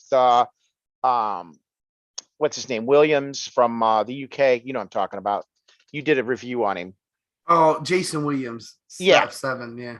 Yeah. Well, no, not him. From the UK. Yeah, we just did it. You did a review Craig's? on his shop. What was it? Craig's? Oh, Craig's. no, Craig's. Apex. No, Craig. No, Craig Williams. Craig Williams. Craig Yeah, Williams. Craig Williams. Yeah. Because Matt Busa was over there doing the oval stuff. Okay. So, and I was fascinated with, somebody outside of the United States doing these setups. And I got to learn his traits and what he did. And that's the part I like. But most of these setup shops, you could give me 5 or 6 of them, and most of them are almost carbon copies. And that's the sad part. There's no real skill in it. Well, let's actually talk about that. And then all the setup shop people probably get mad at me, but I'm not looking at a single one of their sets. I don't have a single one on my screen, but I've seen enough of them where I can tell you exactly what all of them are going to be. I can just, and I'm not even a setup builder, but I can tell you what they're going to be. They're going to have real high poundage springs in the front, 5,000 to 7,000 springs up front. You're going to get your ride heights as low as possible to seal off the front. And then in the back, they're going to be running big, what we call big split in the back. They almost always do. Right. And that was what they always did before. That was, like anywhere from a 400 to a 400 to 500 on the It was left. 400 on the left and Yeah, on the usually left, and 800 or then something. 800 to 1,000 on the right. Yeah, right. And it keeps the right end up in the air, and then and then they're going to use Yeah, and it's just almost like a cookie cutter approach. yeah, So, and then they run the nose weight at like most of them, and the cross weight both at like around 50%, give or take. 50 to 54% was usually the cross weight, and nose weight's usually similar. And then and then they tighten and loosen it up with slight cross weight adjustments in the track Right. bar. And that's just what every single one of them did the same. Well, that is what dagger I'm thing. that is what I'm running on Dover this week. Now you just gave my setup away. No, you're not. But I would like to say now they're changing a bit because some guys have went out and found a lot of speed with the right rear coil bind, and I've seen a couple different implementations of the right rear coil bind in some of these shop sets, because I've been doing all these setup shop reviews, so I've been buying a few of them. And so I've seen guys run more of an even spring on the back, because with the right rear coil bind, you're running like what, Trace? 175 to 3 something, like it's 350 to whatever the minimum is, 200, something like that. I thought it was 175, 200. It could be 350 down to like around 200. Right. Maybe a little less. And that's on the right with the right rear coil bind. And I've seen some sets where they build them where they try to match that kind of on the left, to where they run a soft spring on the left, so it's not real hillbillied or anything. And then I've seen other setups now where they've actually hillbillied it, where they run that coil bind with the soft spring with the hard coil bind on the right, and then they're running like a 600-pound or something on the left, and it's hillbilly. So that's the new thing that the shops are doing, because somebody's found some real speed with that right rear coil bind. I've been told all the top teams are running the right rear coil bind right now. And when I say top teams, I mean not setup shops. I mean the top guys that build their sets with their teams are running the right rear coil bind. And so then all of a sudden the setup shops are now they're all running right rear coil binds on the tracks that you can run it with. And so I'm not knocking it. I think there's a lot of speed there too. But what I'm just reiterating what you're saying about the copycat, Trace. I'm just saying it's all the same. Like the setups are slightly different here and there, but it's the same cookie. It's the same approach is all I'm trying to say. Right. Exactly. And like originally when I looked at VRS's stuff, Keegan Leahy, right? Now Keegan was very creative with stuff. He was doing stuff totally different than everybody else, especially a couple years ago. And but it worked. And that was the big thing with VRS. You could buy a solid set that was pretty much reliable for 25 laps. And then after that, it had some issues after that. But for the most part, it was reliability. And then, like I say, then you get these other guys that say loose is fast, and they put stuff out there that only God could drive. And then, then they're missiles, and they're the ones that are cluttering up the racing, one, fast tracking, two, getting these setups that are just way over everybody's ability. Right. And that's okay. I mean, that's what they're selling is speed, and that's what they're getting. But most people drive so far over their head that they clutter up the racing. And like you say, it becomes the caution flag 500. And then everybody becomes disenchanted. And then they say, well, we don't like race shops, and we don't like this, and we don't like this. There's no creativity, no reliability. Everybody it's terrible. I mean, I think the last one we had was before Talladega. Was it Kentucky we were at? Yeah. Yeah. So Kentucky. So I worked trying to get you guys a coil bind set on the right rear. But unfortunately, with all the changes in elevation and banking and stuff like that, it was just hard, because you would be fast up front. Then it became so loose that, especially you, I mean, arms were flying everywhere trying to just counter steer this thing. And I think finally we went back to stuff that was more traditional, low springs and stuff, just to get it over the bumps and through the irregularities and stuff. But like I said, with the setup shops, there's no creativity. It's just flavor of the day. And at the end of the day, if you can't drive it, it don't matter if you got 15 sets in your livery. But they end up staying there because nobody knows how to adjust them. Nobody knows what they do. And that's the big thing, is there's no training, no education going on here, rather it be in racecraft. You have driver development. And that's a nice thing I like about some of these setup shops. They offer coaching, right? And that was discussed weeks ago. But the setup part, you can get tidbits, but you can't really get a guy go one-on-one with you and say, okay, this is what you do here, here, and here. Now we've put out some videos, and the thing is, they were videos that really weren't viewed and take advantage of. So what does that tell you the mindset of the community? Just go buy one. I will race tell it. you, one of your videos motivated me a little bit because I believe it was you, Tracy, who said something. I think it was one of your videos. You were talking about who builds the road setups now. Yes. Yeah. And so from that point on, I stopped messing around with the springs and the shocks and left them the way they are and just messed with aero, messed with differential. Yeah. Yes. And you were right. 100% you were right. I got to make one more comment though. Say Ferris shirt. That's awesome, man. So I love Ferris. Thank you. and Tracy, but I don't think your speech there was necessarily a tirade against setup shops. We were just, it was just the idea that like people don't take the time to learn them, and they're all pretty much cookie cutter with some changes, like Right. we're not saying they're identical, like somebody goes and rips somebody off. I mean, I guess that happens from time to time. We covered that a while back, but in general, we're not saying they rip them off. It's just that everybody's kind of learned the same way of doing it. And so, like, for instance, you were talking about, like, so we've been dabbling with trying to get a right rear coil bind team base set for a while. A couple now. weeks now, yeah. No, more than that, dude. It's been a few months. I remember Yeah. when Doug was still on our team before he left. I mean, he was even going out and trying to dabble with the right rear coil bind, trying to get something, because that's whenever the top guys just first started to get something that was fast with it, and they were starting to beat us a little bit, and we were trying to figure out what they were doing. He started talking to some of them, and he kind of figured it out, and they pretty much told him they were doing a right rear coil bind. They didn't tell him anything else. They said, we're doing a right rear coil bind. So Doug's like, okay.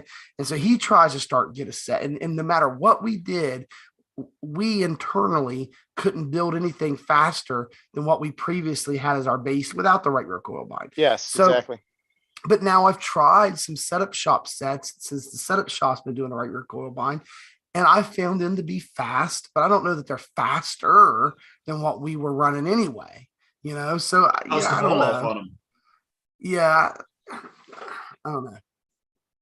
What'd you say, Brandon? I said, how's the fall off on them though? The cool. It's same. I don't have. There's no major.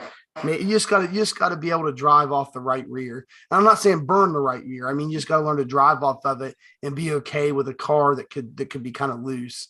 I can't drive off the right rear. But my right rear starts getting hot and it starts getting a little loose, and that just slows me down. Yeah, I drive off the right rear whether it's a coil bind set or not.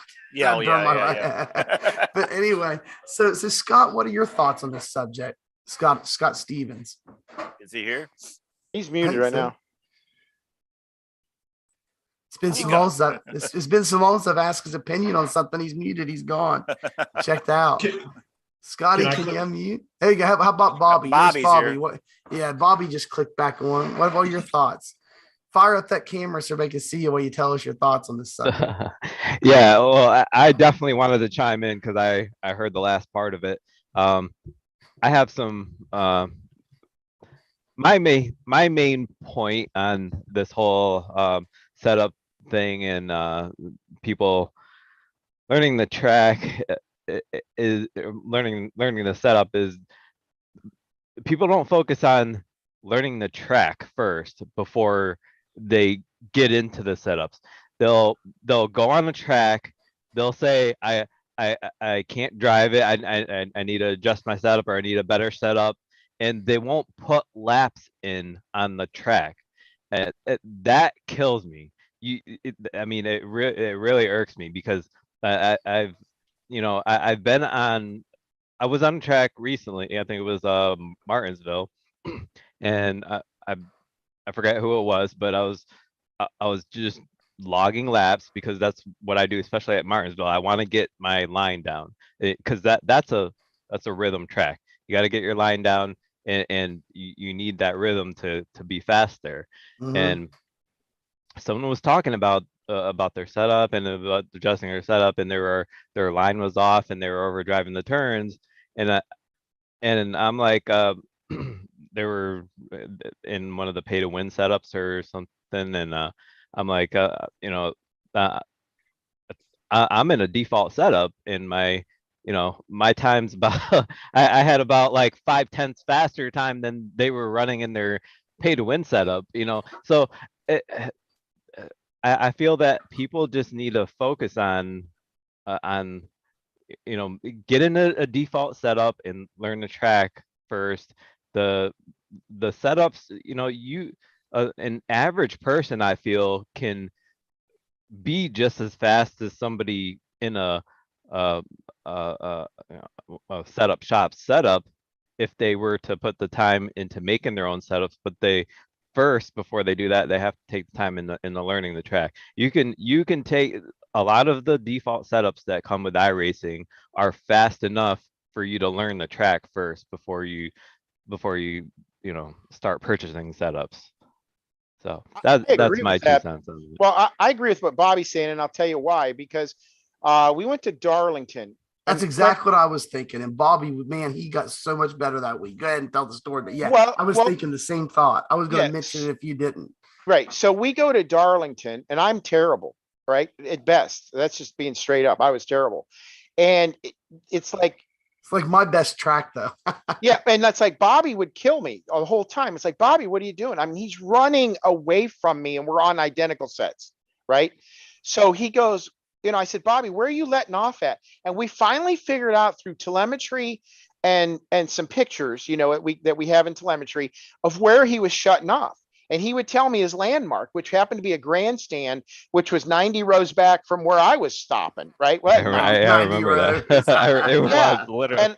And I said, Bobby, I can't even coast this far.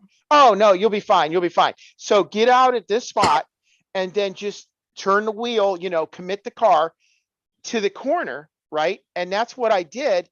And it seemed like I was in a parking lot because I was going so stinking slow. But then again, I was like a half a second faster, and it's like, what? So then it's like, so I said, Bobby, let's go out and run a stint, right? I think we were at 20 laps or something crazy. So then after we were letting out, I was right on him. So if he let out early and I didn't, I was going to hit him. So I knew exactly where he was letting out. But the lap times remained. I stayed with him the whole time, didn't fry the tires off the thing. And it was just nowhere near what I thought I should be. Now, that at that point in time, I was on my old set of triples too. So we were talking earlier in the show with Brandon about headsets versus triples and that kind of stuff. I don't know if that was part of it or not, but I do know that I was missing my mark by a ton. So when people say back it up and everybody goes, well, they're just pulling away from me. Well, there's a little more to it than just getting out of the gas, coasting, and then sticking the gas to it again. I learned from you, Mike, you may be getting out at that spot, but you pick it up to some degree earlier, right? And that's where I didn't. I was hauling it in there, turning it, and that's where most people mess up. And they Burning your stuff up. Yeah, and Darlington was the perfect example of that, Trace, because if I remember right, that night that we were doing this, because I was in there, you was in there, Bobby. I don't know if Robert was or not, but Scott Stevens was in there with us that night. Yeah, and I'm telling you, you were right. It was so bad at Darlington that you were still slowing down whenever I was getting back on the throttle. Yes, it was that bad. It was crazy. Yep. Now, Brandon, I don't know if you said you don't do setups. I don't know what you do in terms of driver development or telemetry, but we were actually able to have the throttle traces and the steering traces and all that.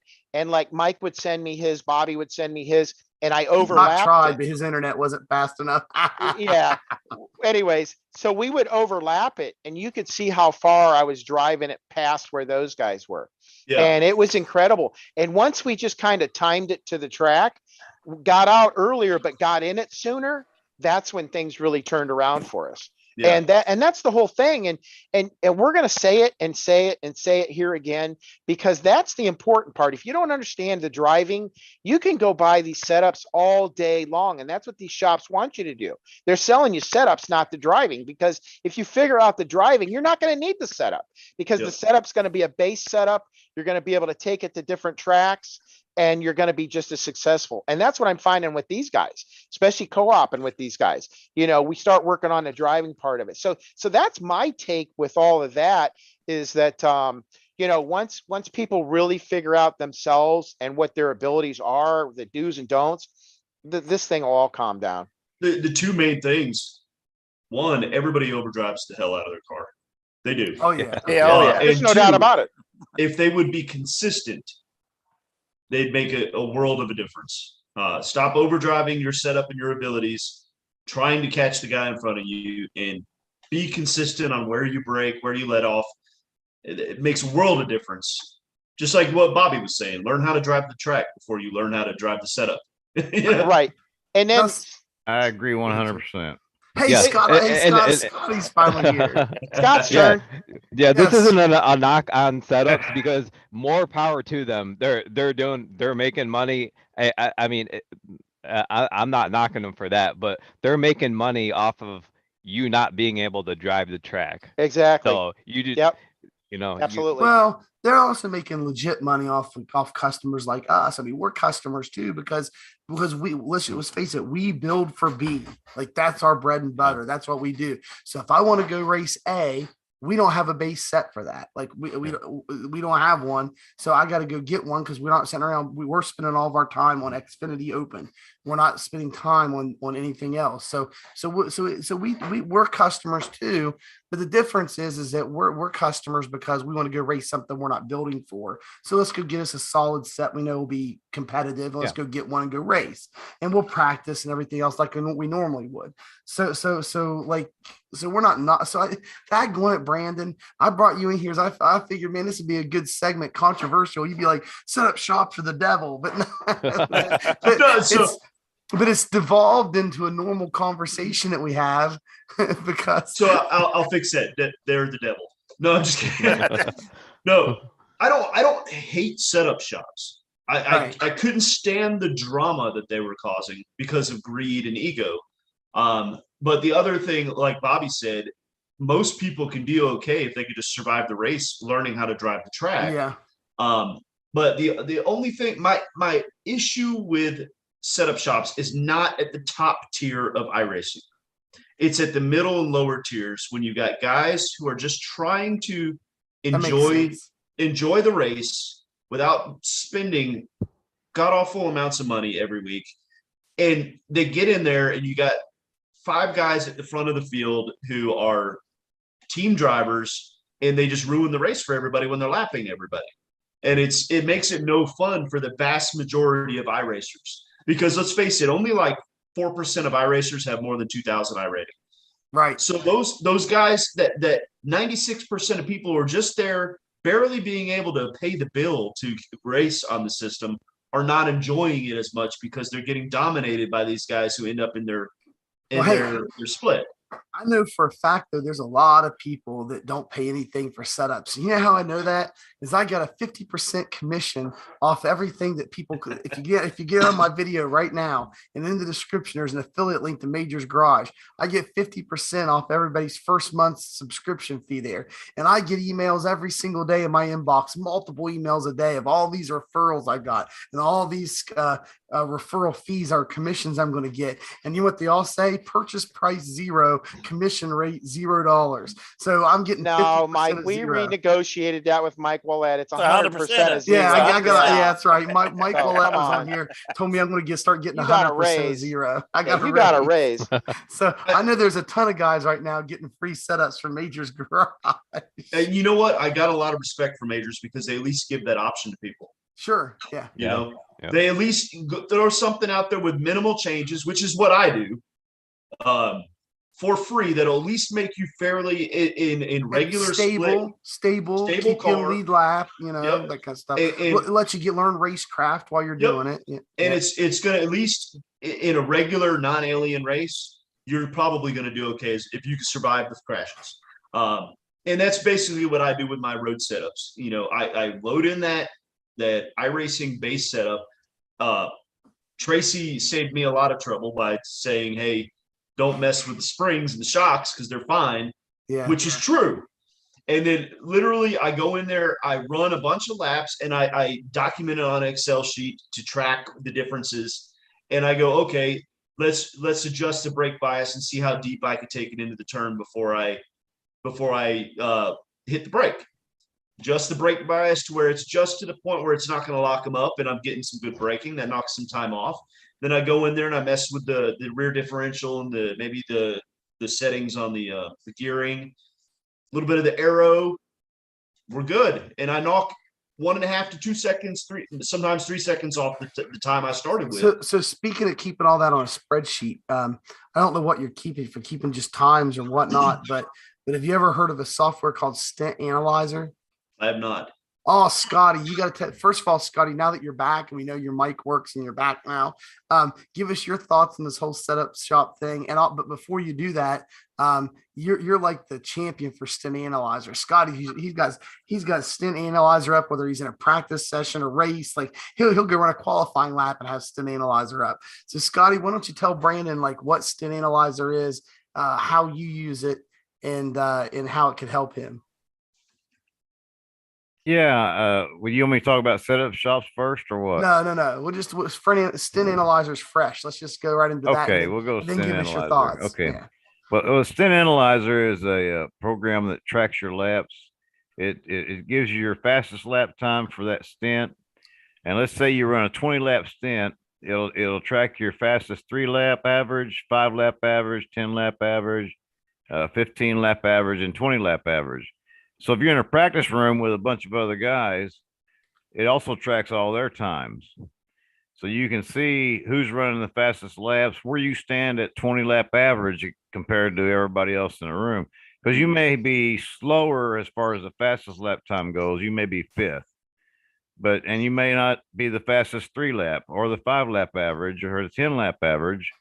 But when you get to the 20-lap average, if you're faster than everybody else, then you got your setup where you want it for a longer run. And you can change those settings also. You can change how many laps you want it to count. If you want it to count every lap, you can go in there and change how you count your laps up for your averages. It's a really good tool, and you put a pop-up on your you have to run in a window mode, but you can put a pop-up and it gives you how many laps you're running in that stint. Let's say you have a caution, you can glance up there and say, okay, I've run 30 laps this stint. If you're in a 120 lap race and you're halfway through or something like that, it tells you how many laps it was when you pit last. You know, if I pitted at lap 30 and now we're at lap 55, I can look up there, it'll say I've run 25 laps on this stint and 55 laps total. So I know I've got 25 laps on my tires. That helps you make decisions like that. Gives you how much fuel you need. If you go into pit, it'll say add so much fuel. I love it. I run Stint Analyzer every time I'm on the track. Oh, you got that thing up on your computer probably more than you got iRacing, right? You got it running when iRacing's not even going. Yeah, I'm looking at it right now. It's kind of a shady website. It's Windows is saying don't open the file.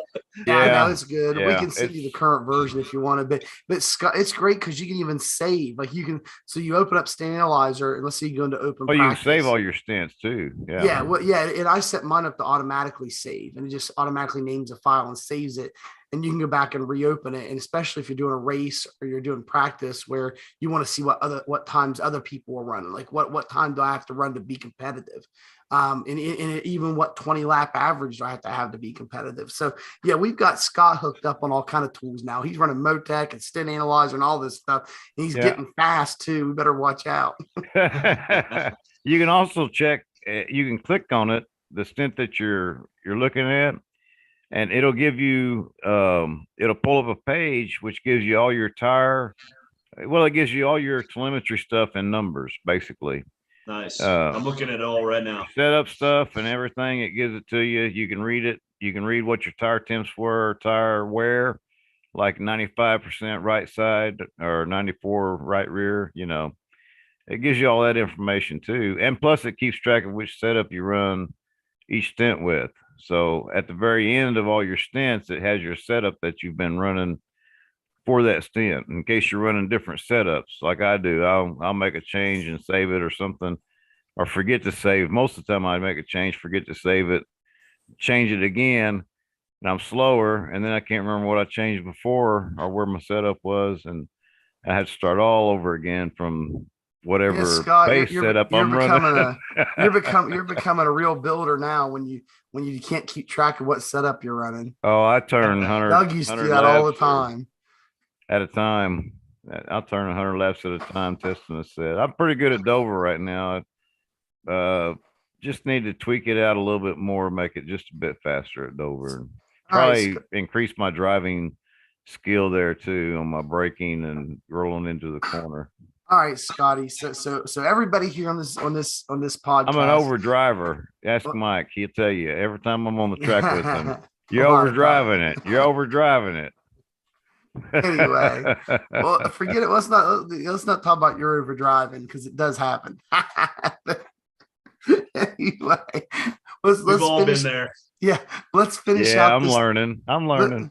Well, you're getting a lot better, man. But listen, let's talk about this. Let's finish out our conversation on setup shops. What are your thoughts? Good, bad, ugly, pretty? What's your thoughts on this subject? We've been beating it around, kicking it around now for a while, and you're gonna give us the last word. Well, Mike and Brandon, all you other guys in here, all I got to say is when I first started iRacing, I didn't know nothing about setup shops until I met Mike. Mike introduced me to setup shops. I didn't even know you could put setups in a folder and create folders in your file manager. Didn't know none of that. Scott, did you at least know how to turn your computer on when you met me? Yeah, I knew that. Okay, we're good. But anyway, I was doing my own setups, and I'm a mechanic by trade, so I understand most of the things that happens with changes that you change on the car, or what it's going to do with the car. Plus, if you just put your mouse cursor over an item, it'll tell you exactly what you need to do, like your toe or your camber or your caster. It tells you what happens if you do this thing. It's going to loosen it in the middle, and you got setup guides out there that can help you create setups. So most of or you could just watch our videos. Or you can just watch our videos or their videos. I haven't made any videos. Watch Tracy and Mike's videos. It's hilarious. We'll be in the channel talking, and Scott will be like, "Hey guys, how you do this or this or that or whatever?" And Tracy's like, "Scott, we did a video on it last week. Go watch the video." It's like, man, you're not watching the videos. You gotta go watch the videos. I'm too busy working on my setup. Watch the video. You wouldn't have to work so hard. But as far as setup shops go, I don't know. They're good for the beginner to a degree, but it also gives the guys, I think, too much confidence. And like you guys have said, and Nurse Bobby and Tracy and Brandon, learning the track is more important than having a fast setup. Anybody can be fast in the regular setup, the iRacing setup. I took an iRacing setup at one track. I can't remember where it was back when I was B license or something like that. And I raised the tire pressure 5 pounds on each tire and finished third place in that race. And some of these guys at the tracks, they'll be asking for setups, anybody want to share a setup? And I can take the stock setup and make it faster with just 2 or 3 clicks here and there. 5 pounds. Because I did 5 pounds in each tire, and it made the car super fast. But most of these setups are tight. They are set up tight. The iRacing setup, stock setup, most of them are tight. And if you just loosen it up to make it free to where it turns the corner, you'll have a fast setup. Yep. But they have to keep them tight because they got to be handled by anybody. Right. Yeah, exactly. But your setup shops don't give you a tight setup. So these guys don't know how to drive them. They buy them. And that's the problem. They get out there on the track and they make a mess. So plus they try to throw it in 110% on lap 1 when the tires are cold. But yeah, that's and we know it pays the most there. Yeah, right. Hey, that's right. That's where you win races is lap 1, right. Lap 1, turn 1. Just send it, baby. Lap 1, yep. Well, so I think there's a general consensus then. Nobody has a problem with setup shops being evil. It's drivers failing to be able to practice or failing to be able to drive the set that they have. Or not the set they have, but the set they're buying. So the setup shop's not the problem. It's people not putting the time in to learn how to drive the car. Right. Is that the general consensus? I mean, I agree. Yeah, most people think that this setup's going to solve all their problems, and that's not the case because you take a good setup and a bad driver, you still got a bad driver, right? You take a good driver and a bad setup, it's not going to help, but he'll get the most out of it he can. Right. Right. That's it. All right, so let's. I mean, I think it's a pretty full, rounded out discussion. I mean, I think that's pretty much where most rational people are at. Now, you always have your guys on some high level teams that used to dominate, and this is my last thoughts on it. And I've noticed that when I first started in iRacing, there's the at least B Open, A Open, like most of the NASCAR stuff was just dominated by teams that had team setups that they had built. That had all the special gravy sauce in them to make them really good in the long run. And I know that a lot of long run speed has to do with driving, 8/10 and 9/10 start out with and not cooking your tires. Like we all know that, but we also know there are some things you can put in a setup that makes it better on a long run. And those few teams had those, they kept them close to the vest. They didn't share them and they dominated. And all of a sudden they got really mad. Really mad when the setup shop guys just started selling them. They would sell them with all that in them. And so now they were having to compete with some guys that were pretty quick and could drive, but just didn't have the setup that would get them there. And then they didn't have to be on these teams. And these teams that I'm talking about were the gatekeepers of who they allowed to have those sets and who they didn't. And for your average iRacer, like Brandon was talking about, like the percentage, I think it's like less than 4% of iRacers have above a 3,000 I rating. I think that's the actual stat. Maybe it's 3 or 4% of iRacers have above a 3,000 I rating. And those are the guys that would really benefit from that extra sauce that goes into the set, the few things that can make it faster in the long run. And so for those guys, if you got to be part of the club, then you got, the Godfather came out and, anointed you, right? Whoever ran these teams. So these setup shops sell them, enabled those guys that the teams didn't bless to be able to run the same stuff pretty much that they were running, and they didn't like it. And I think that was a lot of the big anger, because those guys, especially if one of those guys caused a wreck or something, they got really upset. So that's my final thought. I think that's where a lot of the hate came from at the beginning with the setup shops, is that those guys no longer controlled who had the best sets and who didn't, and anybody could just go buy one. And I think that caused a lot of grief. And then you throw in the fact that people didn't practice the overrear of the car and everything that we've already talked about on top of that. And I know it's probably not as hot of a topic today as it was, a year and a half ago, whenever everybody was hating on setup shops. I mean, I know not just one guy, I know like 3 or 4 guys that were like on a I kind of laugh because I know what I'm about to say and I'm laughing about it before I say it, but they were like letter writing campaigns like you would to your congressman, like whenever people get upset about something going on, and they own letter writing campaigns to their congressman. Well, I know for sure a handful of guys that were based on letter writing campaigns to iRacing to get rid of setup shops because they were just destroying all of iRacing. So I don't think we're there anymore. But a year and a half ago, that's where we were at. I mean, some people were just livid and just fit to be tied, over the whole setup shop deal. So I'm glad we've kind of got to the point to where everybody agrees that somebody selling a set's not the problem. It's the person holding the wheel and not putting in practice and not learning the track. And that's what's really driving over their head and getting a setup they can't handle, because they're not putting in the times. I think that's probably the general consensus, not just with us here in this podcast, but pretty much everybody at this point. I think there's some people still that probably have the, think setup shops are the devil view, but I think the majority opinion is pretty much what we've expressed tonight. So I think that pretty much wraps up this segment. Go ahead, Scott. Do you have anything, one last thing about this on this one? Yeah, I was just going to say, even with the best set and the best driver, you're still susceptible to making mistakes. It happens to professionals. You can watch their races and watch them crash. So, it's going to happen to everybody. Hey, it's fun watching them crash sometimes. Yeah, sometimes you wonder why. What were they thinking, right? But that's all. I mean, I'm just saying everybody's going to make mistakes at times. even the Absolutely. higher up guys.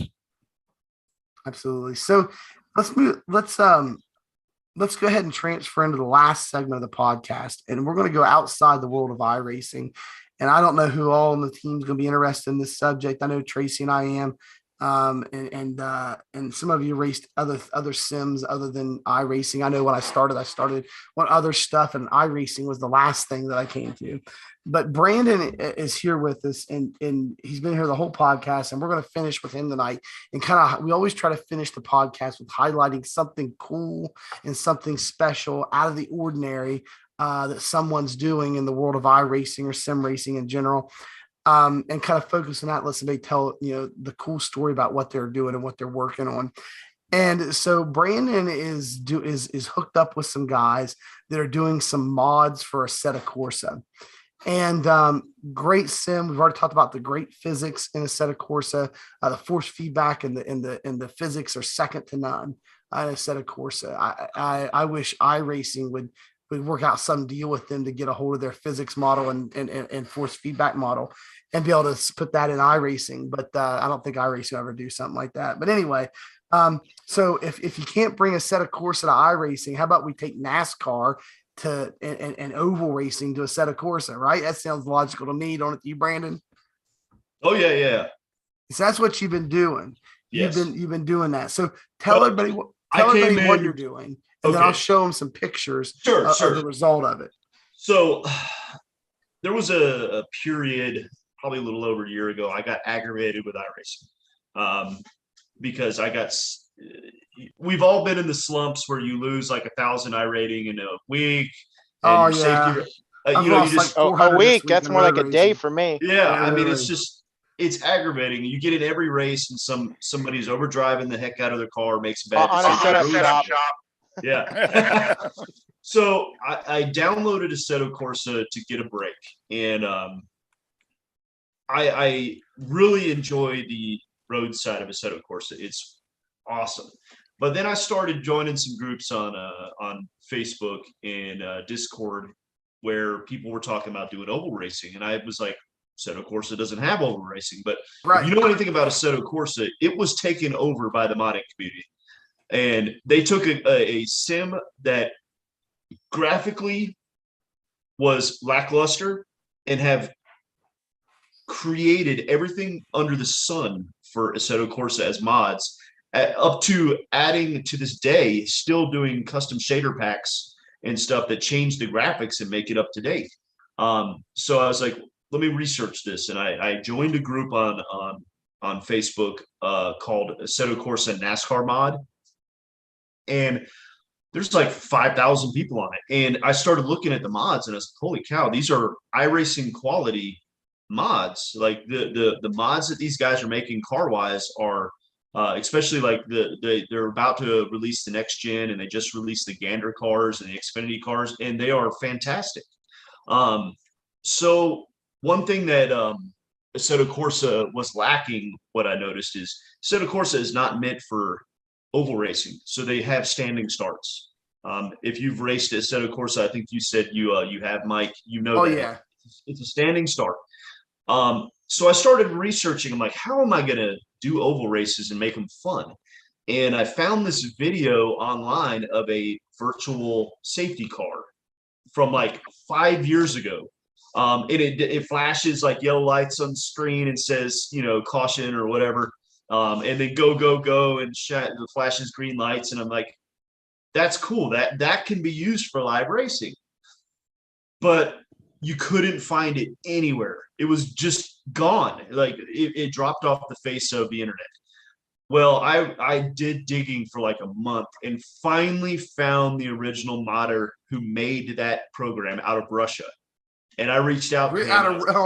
Out of Russia? He was out like Russia or Czech Republic or something. So they're making oval car stuff out of Eastern Europe. No, he made this virtual safety car out of but I'm sitting there like, I've got to use this because we can use this for online oval races so we have a pace car. Oh, okay. I see. You're taking something Yeah. he did for probably road racing, to do Yes. rolling starts, and you're going to convert it to oval. I got you. I got Yes. you. Yeah. So I finally he's like, hey, have the code. We don't use it anymore. So I got a hold of this, like, it was like finding the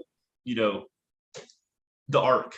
It was like Yeah. you couldn't find this thing anywhere, and I finally got it. So I got in a racing league called Ironman Racing League, and they did both road and oval. We started using it, and next thing I know, I'm like, man, these guys modding these cars started releasing short track stuff, and I love short tracks. Like, that's my thing, is short tracks. So they came out with a super late model, two different super late models, like an X Gen one, the last Gen one, then Outlaw super late models, which are fantastic, Silver Crowns, all these different cars. But the problem was there wasn't a whole lot of short tracks. So I took it upon myself to learn how to 3D model. I am not a 3D modeler, but I learned how to that's something everybody just wakes up and does one day. Hey, I want to Yeah. learn how to 3D model objects and then convert them into computer code. That's something people just wake up every day and decide that's what I want to do. So that's what I did. Like, one thing I noticed about the oval tracks on Assetto Corsa was they would usually rip the track itself, the surface of the track, from one of the NASCAR games, and then they'd put structures around the track where they're just generic structures for some of these tracks. So I was like, all right, well, I like short track racing. I can 3D model structures. I'm going to make these tracks accurate with the structures. So I downloaded a couple different things as far as how to build tracks on Assetto Corsa, and I started watching hours and hours of videos of races at short tracks that were not on iRacing, and looking at images and studying, what degree are the banking on these tracks and all that. And I started building these tracks, and my first tracks were absolutely horrendous. But they started getting better. And the next thing I know, there's a guy, his name is Edgar. He goes by 13X on Assetto Corsa. So anybody who might be listening to this, who does oval racing in Assetto Corsa, knows him because he's put out most of the NASCAR content track-wise. He and I have teamed up, and we're working together to build these tracks that are just, they're as close to you, as accurate as you can get without laser scanning them. And some of them are laser scanned. Yeah. So as you're talking about it, I'm just going to throw some pictures up on the screen, and I saw some of the stuff that you sent me. Okay. And I just want to take a look at it. So I want to find first real quick. You guys did Charlotte Motor Speedway. Here's a picture of it, the Coke 600. So you were talking about some of them you tried to make as accurate as possible. Some was generic. So kind of let's start with Charlotte Motor Speedway.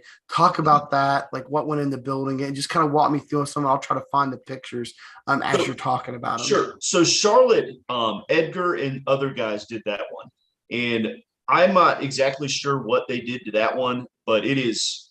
Well, it looks amazing. Everybody should be able to see it. It is awesome right quality.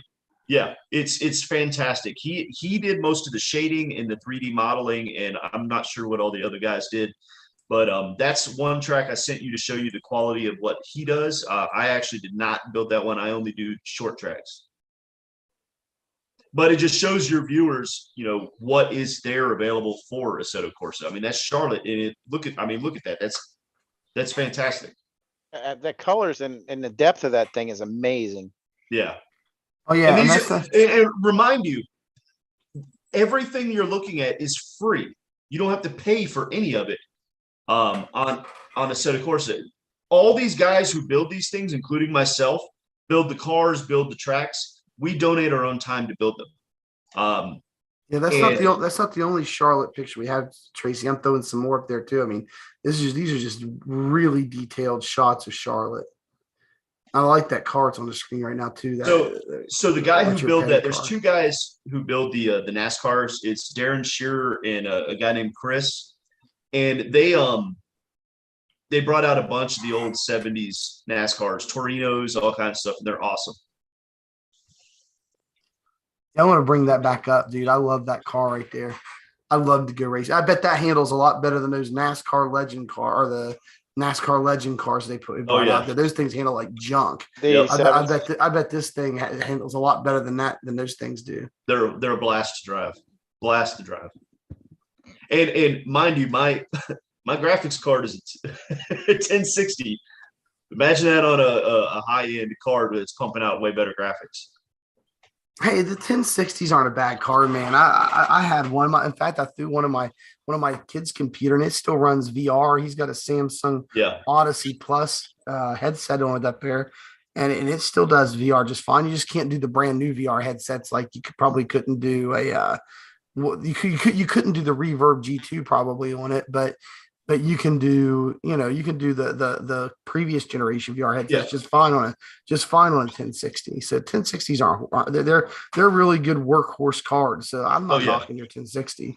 So if you want to go through some of the cars, we'll go over what's available for Assetto Corsa right now. Well, you got a lot of late. I saw a lot of late model stuff. I'm assuming this is a late model inside of it, right? So this is a Outlaw super late model. Okay. If I'm sure you guys are familiar with the Outlaw super late models are. If your viewers are not, they're really funky looking super late models that have a crazy body. But they're probably the most fun races to go watch in real life. Oh, they're built for speed. They're awesome. Absolutely. They look like a door wedge on wheels. Right. So what you're looking at there is that is the Outlaw super late model I'm driving, and that is Concord, which we made. I think I've got it right here in one of these pictures too. Let me see if I can pull up Concord.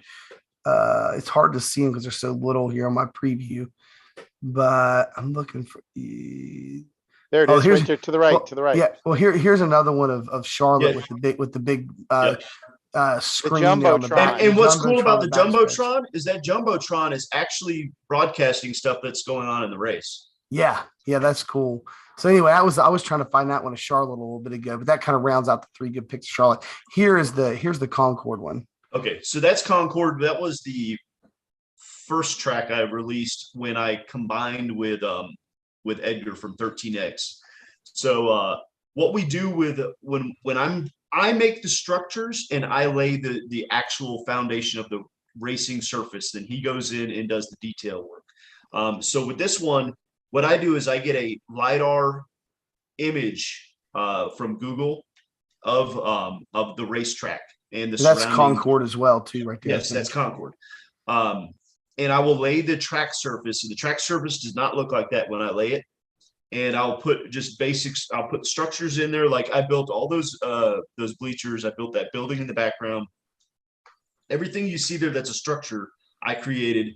He comes in later on and he adds the details like the fencing and the walls, the shaders, the racing surface. He'll change to a better looking surface. And then he'll add the people, the cars, elevation changes in the background for hills and stuff like that. And then he also converts it to where it's a night version. So the building itself lights up the interior. You can see some of the interior, and the track lights up with the lighting around the track. It's really cool. Now, my buddy actually raced there. You were talking super late models. He had a NASCAR late model, which was similar to what your Outlaw late model was. And he would go down. He'd come from Akron, Ohio. I'm just south of Cleveland.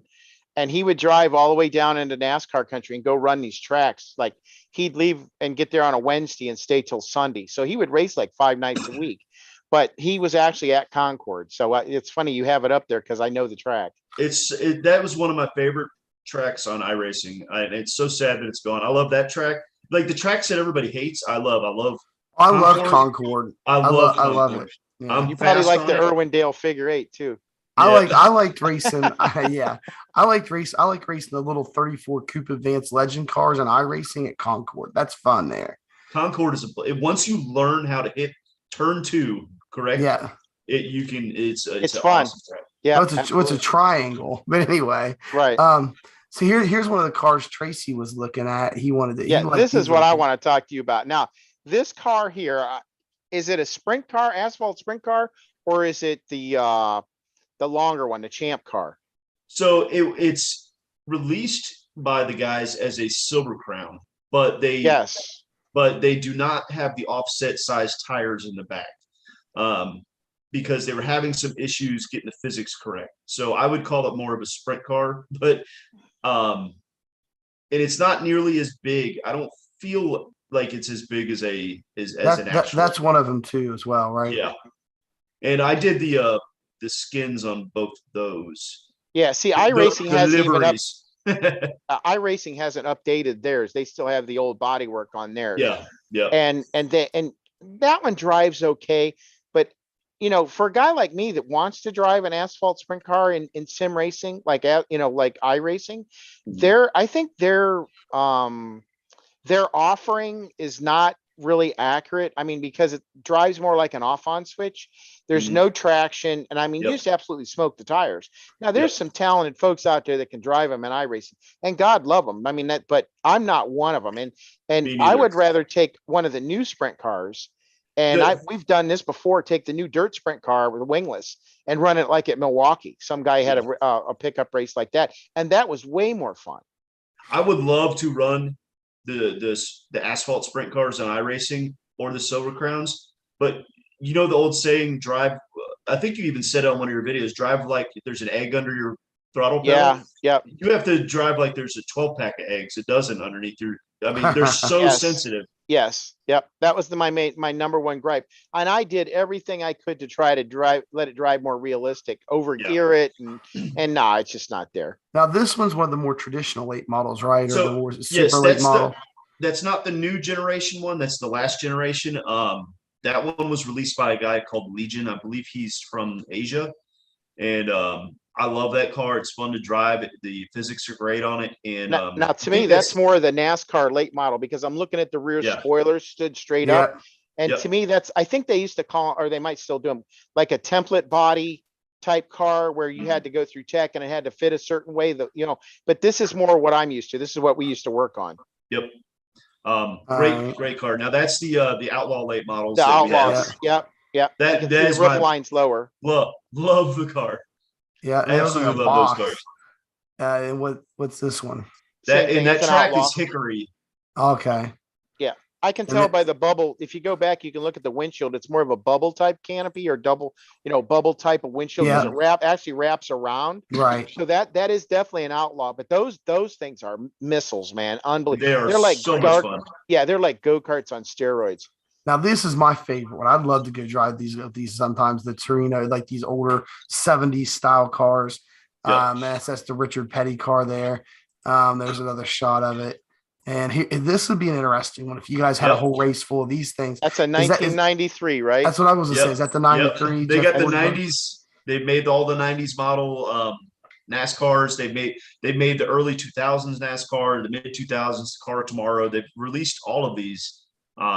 And they released old ones years back, and the physics were bad, but they're re-releasing them and with better shaders, better graphics, everything. And this is one that I was testing for him, and I love that car. Well, that looks amazing, man. That looks like even better graphics than iRacing. I mean, you got better graphics, better physics, better force feedback. It's like I just wish they had the online community and the kind of online functionality iRacing had. Yeah, I'm trying to bring that back.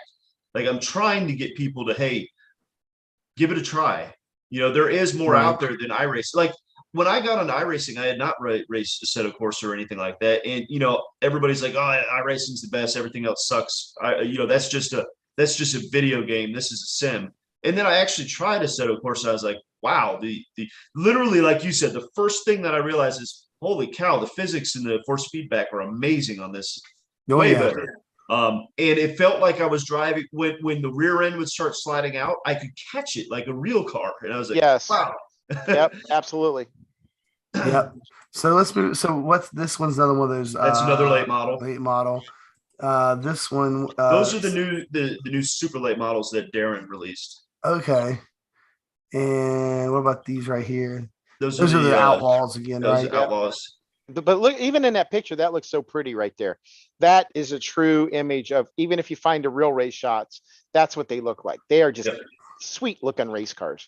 Oh yeah. They're if you've never seen Outlaws, you've got to go watch them. They are just insanely cool. Now this one with the Chevy front, is that an Outlaw too? That's the super late model. Super late model. All right, probably a new version of it. Yep. It's was it Gen 6? Yeah, probably. Yep. Yep. Yeah. Well, man, I tell you what, that's a lot of cool stuff. And so, like, I guess the question, let me stop sharing my screen here and get back to people looking at us. Those cars are so much better to look at than we are, but that's okay. So if somebody wanted to, so let's say I'm on iRacing. I'm like, man, I'm just getting frustrated.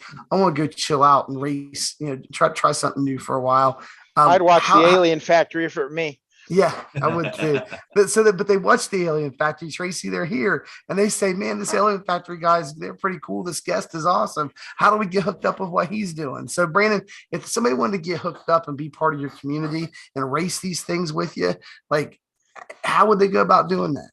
Okay, so the first thing I would tell them is get on Facebook, join Assetto Corsa NASCAR Mod. That is the name of the group. There's about 4,000 to 5,000 people on it. You are there with not only the guys who want to race in the community, you're there with the guys who are developing all the content, and they take your suggestions. If you say, "Hey, I would like to see this kind of car," eventually you're going to see that kind of car. They're going to build it. Like right now, I don't even know what Darren and Chris are working on, but they're always building cool stuff. Once you get there, we're trying to build a community right now through Lone Star ESpeed that does like league races online. I have a server. That server is always set to oval content, and right now it's set to I think it's set to Hickory with the Outlaw Super Late models. They could go on there and run laps all day long, whatever they want, or reset, but there'll be nobody on there. But what we're trying to do is set up like leagues, because there's no system out there right now for oval content on Assetto Corsa like iRacing or SRS would be on Assetto Corsa. If they want to get into an established league that's been around for, say, I think they've been around for almost a decade, it would be Ironman Racing League. If you just Google that, I'm sure you'll find it. They run on Saturdays. I think it's Saturdays they run. No, it might be Fridays. Fridays they run oval. And every season they let the actual people who are racing decide what they're going to race for the next season. So they have a poll. Right now they're racing the Gander trucks. Last season we raced the super modifieds, if you guys know what those are. Mm-hmm. Those are the two ways to do it right now. I'm trying to build some way to have a system on my website dedicated to oval, like that'll track points, safety, all that kind of stuff, just like SRS. Right at Lone Star ESpeed, so that there will always be a cycle of racing going on. We just got to build the people to come there and realize that there is other options out there. And like I said, well, I just sent you a request. I just did the search on Facebook, and I just sent her a request to join the Facebook group. To the NASCAR Facebook group? All right, let me get on there. I'm gonna let you in. I'm one of the moderators. So I'm just doing it right now before I forget. All right. So it's quick. They ask you two questions. They ask you like, why do you want to join us? And how'd you hear about us? I just copy and paste the same answer. And I said, that Brandon Roberts told me about it. And it sounds like fun. All right. So I got Bobby on there too. Hey, I'm in. It just popped up. There you go. So I'm trying to build a system like that. The biggest thing is there are other options other than iRacing. I'm trying to develop a full AI system for pace laps, yellows, all that kind of stuff for whenever I'm able to launch something, but that takes a lot of time and a lot of effort. But the big thing is, if you can't afford iRacing, say you just have the base content, you can't buy any of the cars or anything like that, just download Assetto Corsa. Sometimes you can get it for like $10 on Steam.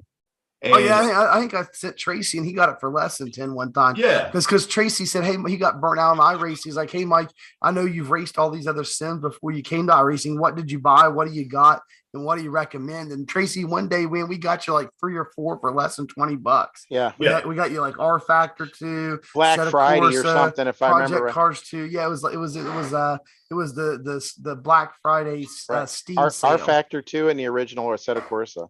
Yeah. So I think got Project Cars 2, didn't you? Are you on the Facebook group right now? Not now, but I will be. I mean, I'll check it out after this unless you want to show me Okay, I something. was gonna say jump on there. You can see the next gen cars that they're working on, and they're also building these 55 coupes and 57 coupes, old style NASCAR cars right now. They're pretty cool. But yeah, it's just if you can't afford to buy all the content for iRacing, but you want to do stuff, Assetto Corsa is out there. The physics are fantastic, and almost everything is free.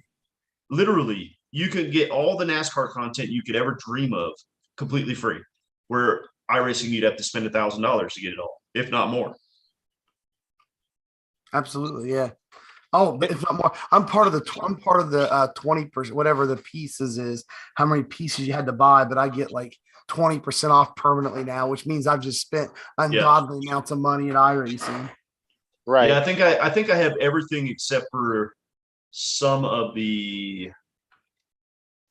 I didn't buy like 2 of the new ovals that just came out, and I don't have any of the rally stuff.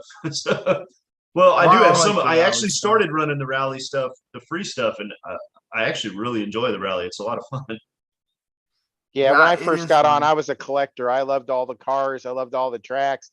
And then some of the ridiculous stuff started coming back out. And I'll give you an example. If you remember back in the Papyrus days, they had a Coca-Cola Speedway, right? Which is now the iRacing Speedway, that 3-mile super speedway. And all that is just a rebranding of something they did in the past. They should have gave that to everybody, not sold it, but that's just my own opinion on that. But yeah, 3-mile high bank. That's just what we needed. So, do you mind if I share my screen real quick? No, go ahead. If I can let you. It's your show, Brandon. Do whatever you want. Yeah, you're finishing this out. Let me. Ah, hold it on, says you Brandon. disabled me. Hold on. Let me enable you. Just give me That 1 would be a second. no. Hold on. I don't want to share mine. I have to do this for Tracy every time we go and record. There's like an option here. Hey, man, allow multiple. Yep, share. So, yep, and then advanced sharing options. Okay, you should be able to share now. Let me see here. Share screen. There we go. All right. So you see the Assetto Corsa group, right? Yep. All right. So I'm just showing. This is the next gen cars they're Wow. developing right Oh, now. those are Holy nice looking. cow. They're That about looks to way release better them. than iRacing. Hold on, let me show you the Gander ones. They see if I can find them. These are the 55 things that. Hold on, let me show you. These things are cool. Wow. Oh my goodness, it looks like a hearse. That's great. That would be fun. That'd Oh, be yeah. serious fun. Here's a video of I think this is Charlotte they're running. I don't know if you can see it or not. But, oh, it's Talladega Oh wow. and the next gen. So I'm trying to find the Ganders because they look really good. Just Well, give it me wasn't one- iRacing because they weren't wrecking. So They made it a lap without wrecking it. But I mean, it's just it blows my mind that I mean I do it too, Look so at I that. can't say it blows my mind. But these guys dedicate their own time to build these for these guys for free. That's You pretty know? cool. Look at that. Now that's me right there, brother. Oh yeah, Oh yeah. I love it. I'm trying to find the Ganders. I just want you to see those real quick because they're cool. Hey, we need to make a deal with them where like we can port over all of our Area 51 paint jobs for There they iRacing. are. Ain't they? No, that's the old one. These Oh. are. Oh wait, no, that is the new one. That's a new So- Ford. They got the car tomorrow. They just redid. Yeah, those things were a big flop. Yeah, they're fun to drive on Assetto though. I'm just trying to find anything interesting. They even yeah, see these are the Ganders they got. and you got Wrangler Mopard. I thought I saw There you go. You like that car, Robert Wrangler. black and yellow, black and Yeah. yellow, black and yellow. Let me open one more thing up just to show you. Oh, here you go. You can't go without that car. Oh yeah. Yeah. That's the days of Thunder style cars right there. Yeah, but I love it. But I mean, here's the process they go through building these cars. I mean, you get to watch the process of these guys building it. It's so neat to watch. And then like this is me showing where I'm building the tower for. I'm building a track. The guy Edgar, who's 13X that I work with, he's from Mexico, so he's like, I want a Mexican oval, so I'm building him El Dorado, and that's the actual control tower for El Dorado. Ah, Look at that. yeah, Wow. That Timmy looks has- that oh, looks yeah, so look at that real. back up. That looked like Timmy Davis's car. Folgers. So it is out there. I mean, people can research this stuff. There's so many different things that you can get into. Like, look at that. That looks like iRacing though. Huh? No, I don't think that's iRacing. No, Uh-uh. I don't think it is anyways. No, it looks better than That's iRacing. crazy. Hey, there you go, Mount Panorama. So, Yeah. so when you're watching this thing, when you're racing, that's what they look like when you're racing them. They don't look like cartoon characters. Yeah, that's now Oh, the when you do graphics this, are way when better, you do Robert. the screenshot, it does up the look, they even got the Dodge. It does up the image a little bit, but if you have good graphics, it's gonna look good either way. Yeah, Robert, you got that brand new 3080 graphics card. You're gonna have no problem pushing out Well, graphics. you know, iRacing, everything looks cartoonish. You know, Oh yeah. Here I'll find a quick video and then we'll call it a day on these. Let me find another video so you can see. I mean, you saw Talladega. Let's find. I usually share a bunch of stuff on here. Video wise, what is this? This is road Watkins track. Glen. That's the Glen, man. That's the That's Glen. Watkins Glen. Yep, that's in the next gen. That's the interior of the Toyota. It says. Oh man, that looks nice. Let me find one of the track views here for you guys. These are things that they're looking at building now. Ooh. Those are the old stock cars there. Yep. Look at that like Camaro. those. Yeah, look at that. That's Yeah, where I it all like those. began. I know I gotta have a video in here somewhere soon. Hold on. That's where rubbing became racing. There's your That's right. Xfinity cars. Like look at the quality of that. Yeah. Oh, That almost looks like an image of a model car. Yes. Yeah, the way the light reflects off it, Oh absolutely. yeah, it's amazing. They got drag racing. There's one of your super late models. Scotty, I don't know if you'll be able to play because I don't know if your graphics card will show this kind of lighting. But there's reflections, all that good graphic goodness.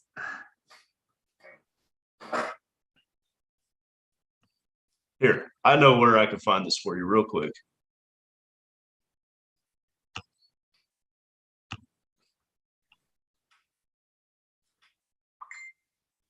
I'll find you a video right now. So you can see what they look like racing in the oval. That's not oval.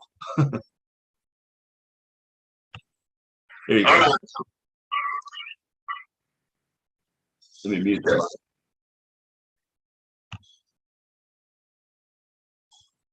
So these are the Outlaw super late models on I don't know what track I'm running here. It looks like Five Flags or Pensacola. I think this is Showtime. Hmm. Or USA, but USA is unfinished. But so that's what it looks like on the inside. USA is a good dirt track. Here you go. This is go-karts. It's Wow. go-karts. But it gives you a good view of the actual track, what they look like. But here's hill climbing. So there's a million different things you could do on it. Now my graphics there were kind of screwing up, but you know, it just gives everybody an idea of what is available out there, what we're making. You know, I take no credit for the cars. I don't make those. I'm not smart enough for that. But I do make the tracks, and we're right now. I have released Concord and Anderson. If anybody knows Anderson Speedway, Anderson, Indiana. yep, The little 500. Yep. I know that track. He should have some images of it. So we did that. We're currently in the middle of finishing up USA International. I've got Las Vegas Bull Ring. I've got Dominion. I've got Oxford Plains. I've done Showtime. I started DeSoto or Freedom Factory. Freedom Factory, yep. El Dorado, Wisconsin International Raceway, Central Texas Speedway. I'm working on Houston. Whole bunch of them. So bunch of short tracks coming out. We have I-70. Do you remember I-70 for back in the day? I do. We got I-70. It's done. Hickory's on there. Tons of them. I was actually at Hickory. I remember that place. I seen Nice. that place. Yep. I've got Lakeland, or no, I'm sorry, not Lakeland, New Smyrna and Thompson in the works, and Five Flags for sure. So there's and you know, I asked the guys, what do you want? You want your local track? Anderson was a request from a guy who said, I love Anderson. I race on Anderson in a real late model. I want to see it on Assetto Corsa. Next thing you know, we did Anderson, and he even got on there and helped me develop. He goes, hey, this turn needs to be a little bit more angle to it or whatever. And when it was finally done, he's like, holy cow, you even got the little dip in the track right. And I was like, yep. So Now I got one for you. Let me test your memory here. Now this was it was on the schedule for like the initial or first couple years of the Gander Mountain. You were talking, you like the truck series. Do you remember Mansfield, Ohio? I do. Yeah. So I'm only like 45 minutes away from what was that. Okay. Because they turned it into dirt, and I'm not sure if they're still racing on it or not, but they turned it into a fabulous dirt track, which would have been equal to what Eldora is in Ohio, like Tony Stewart's Eldora. Yeah. And they had some fantastic racing. I would hope that it's still going. I don't think it does. They've struggled down there with promotions and stuff, but when they do get a race to come off, that's a great place. And I know I was at not one of the truck races, but we were at an ASA race, which was the night before the truck races. And that place was fast, but they did a great job with that. And I liked it. And it wasn't in iRacing. It was in, I think it was an expansion track that was in Papyrus. So it's been a while. It was back in the 90s, but that would be something I'd like to see, when you're talking about building stuff. Yeah. I don't know if any of your guys have, interest in that kind of stuff. Oh, absolutely. We took Eldora and we made it an asphalt track. It is called it Bristol. Yep. We have Bristol, we have Dover, we have all of them we've made. I'm about to make South Bend. What's that? I'm having a brain fart. What's that little quarter-mile track in North Carolina that everybody loves? Give me a minute. It used to be it's a football field. Oh, I don't remember the name of it, but I know exactly what you're talking about. Yeah, Bowman Gray. Yeah, Bowman Gray, that's it. Bowman Gray Stadium. We got Bowman Gray the Stadium. Madhouse. Yep, the Madhouse. We got that one on there. Yeah, gotta have that. That's where Bubba Wallace made his claim to fame. Yep. We have, when he fought that guy. Yes. So he was an a-hole back when he was in ARCA too. Yes. Yep. So, and one of the things I'm trying to do is bring back tracks that are gone. And that's what, like, I got the idea obviously from Lost Speedways, and yes, I like history. I'm a history nut, and I find it very satisfying to bring back a piece of history. So that's one of the things I'm doing is these tracks that are long gone, I'm trying to bring them back on Assetto Corsa the best I can to where you can race them. And we have give me a second. I'll tell you which ones we already have on there that are old tracks that are long gone. I'm trying to load it up right now. Did you mention Trenton, New Jersey? Because wasn't that a NASCAR, the truck track in like the first year was Trenton? I don't remember. Maybe not Trenton. I can't, may have been. I don't remember. I have to go back and look at the schedule. So let me find, we have Altamont Raceway Park, which is in California. I believe that one is gone now. Bowman Gray. Trying to find a couple of them that I know are long gone. San Angelo is one I'm building at San Angelo, Texas. It's a dirt track. rebuilding that one. It's gone. Going through my list here. Citrus County Speedway, where I grew up, and building that. There's Darlington, Daytona. So do you use Google or to help you out with the track layout, or what do you do? So I find classic images. If I can pull up a satellite LiDAR scan of the area and there I can still make out where the track was. Sometimes you can still see it. I'll build it that way. Otherwise, I got to find historical images to build them. Hickory. I'm trying to find some of these old ones that are long gone. I-70. I got Iowa, Irwindale, Eastslip, New York. Is that sound familiar? Eastslip, New York. Yeah. Is that still there or is that gone? Maybe Bobby can chime in on that. I don't know.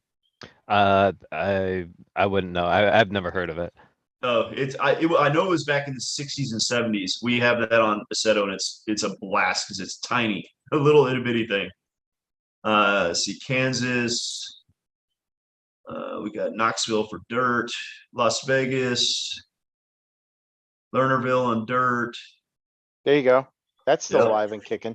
Dominion. I got the Bull Ring, Showtime, Wisconsin, Madeira, California. That should still be going, isn't it? That Madeira? is still going. Yep. Yeah. Okay. Got Martinsville, Michigan, Milwaukee Mile. I'm just going through all the oval tracks that are actual real tracks. Nashville Super Speedway. We had that before iRacing. Nazareth. Yes. Pennsylvania. That's Andretti's track. New Hampshire, North Wilkesboro, Oswego. We got Oswego. Oh, now there you go. Yep, we got it in dirt and asphalt. Oh, you don't do the super late models, do you? Or not the super late models. What's the winged one, the real fast ones? The super modifieds. Yes. Yeah. We have that. You do have them? They are, yes, and they're wicked fast. Do you have a picture of those cars? I'd like to see that. See your version of that. Let me see if I can find one real quick. I might actually have some. We have Sandusky, and the last time I was up there, Johnny Benson was up there running those, and he was the old, NASCAR guy, and those things are so fast. They create their own world. Fast. Yes, they create their own whirlwind. If you've never seen those, I suggest going to see those. That show's amazing with them. All right, so let me pull one up here in a showroom, and I'm gonna have to send it to him on Discord. You give me 1 second. Show you what they look like. All right. They just finished the league on those recently. You have a league? The Ironman. Oh, okay. And they have the because I know people been lobbying iRacing to try to get them on there. The only thing I would say about that is people have a hard enough time driving street stocks on iRacing, let alone super modified. Yeah. Well, you might as well jump into the Formula One car and drive oval with it. That's basically what you're driving. Yes. Yep. Yeah, those are some interesting machines, man, but they are awesome. All right, so out a little bit and get some speed out of them. I'm gonna send it to Mike on Discord real quick.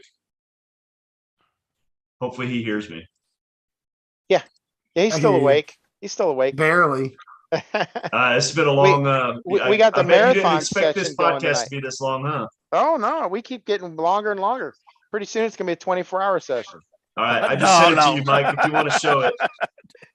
All right, you in 1 second.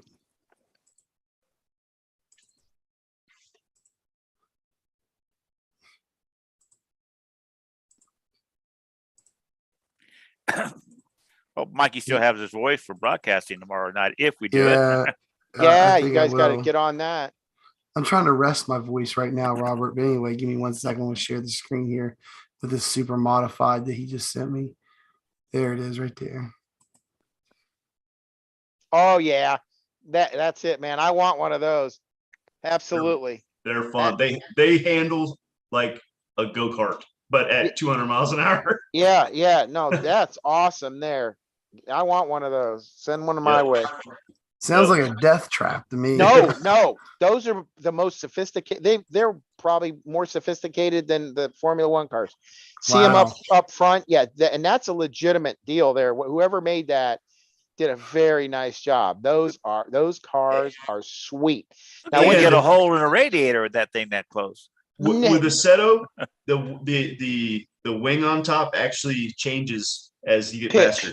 Yeah, Yep. yeah, those Just like the real ones. wings are set at a certain speed or certain, when the wind's going over them, they actually flatten out.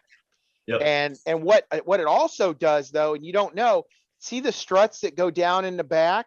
It actually raises the rear of the chassis up, right? So Really? it puts it, yes. So it not only does the wing go down, but it changes the attitude of the chassis. And then Well, like when the it, old dragsters. similar. And then when you go into the corner, it unloads. So the wing comes up and you watch the rear end drop down. Yep. And It they gives do, it all that downforce in the turn, so you can hit Yes. it super fast. yep, So- absolutely. So so hey- you guys are hey, on something there.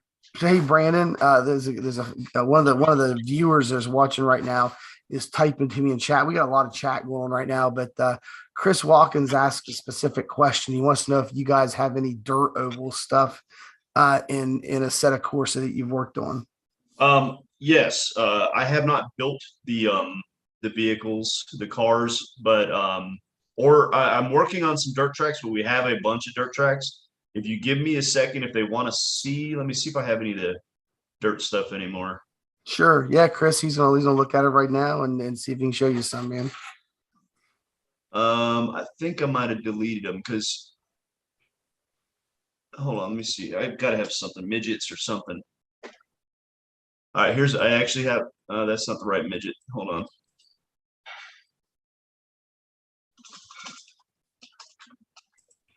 I might have deleted. Oh, we got the SRX cars. Forgot about those. I'm trying to see if I deleted all my dirt content or not, because that's the one thing iRacing definitely has right is dirt. Here's big block modifieds. Let me pull one of those up and I'll send you an image real quick. Brandon, while you're pulling that up, do you have any type of tutorial or instructions on how to download and install the mods in the tracks from? I do not, but I can come into the YouTube and put some that I use because it is a huge learning curve with Assetto Corsa. iRacing makes it easy. You download the car, boom, you got it. Yeah. With Assetto Corsa, you don't run Assetto Corsa to run Assetto Corsa. It's you have to download this thing called Content Manager. So if you Google like Assetto Corsa Content Manager tutorial, that's what you need to do. Okay. All right. Yeah, because I see the files on the Assetto Corsa NASCAR mod Facebook group. Yeah. I see all the files in the file folder there that I can download, but I would have no idea how to. It's a huge learning curve. Yeah. Okay. And so what's the name of that program again? Content Manager. Just content Would Yep. it be Assetto Corsa Content Manager? Or Yep. Just Google that or Okay. put that in YouTube and you can find it. Okay. They're from some shady Russian websites. But It makes me right there makes me want to download them. yeah. We even have you ever seen the semi racing over in Europe? Yeah. No. You've never We seen got that? those. Yeah, Oh man. I seen it in Columbus on the oval. You want to talk about so much smoke and tire dust flying everywhere. That's They crazy. are a blast. Hey, Robert, you You just guys are got that truck new racing? computer. Semis? Yeah. Yeah, semi trucks. Oh, that'd be cool. Hey, I like Robert, watching those. you just got that new computer, man. Don't go downloading any of those Russian software. No, I'll probably Mike. pick up some porn with that. Mike, you should have a couple new screenshots if Okay. the guys are asking about it. Yeah, let's see. We'll do these screenshots and we'll kind of wrap up. Yeah, it's getting a little late. Yeah, let me grab these. Oh yeah, I see the Robert's big gonna be on blocks. overtime. We keep him any longer. Yeah, but I don't work anymore. Just gonna make me wake up later. You got that broadcast, you gotta get your sleep. Well, for. that's up to Mikey. That's gonna be 8 o'clock or 7 o'clock, whatever. That's if Mikey's got a voice. One thing that we Come on, we you can also, carry that. Go one ahead. thing that they also have on Assetto now is the Euro NASCAR. And they brought, or some guys put out the Trans Am Series cars, which iRacing is really missing out on those. I'd race them for sure. Oh, the Trans Am cars are awesome. Yeah, absolutely. All right, All did you right. get Yeah, those I got it. screenshots? I'm getting ready to thumb up right now. So all the All right. guys that was asking about dirts here. There you go, Chris Watkins. There you go, man. There's a picture of one of the dirt, the one of the dirt modifieds there. Or the big block modified anyway. Yep.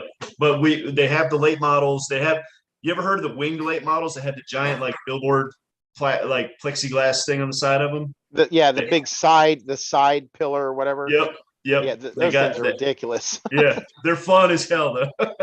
They have those on there. Yeah, Got I mean, midgets. that model looks good. It looks a lot better than the iRacing model for the same car, man. That looks really Absolutely. Absolutely. Yep. But these are renderings, right? I think that's what you call them, right? This is what they call the showroom, where you can bring up your Yeah.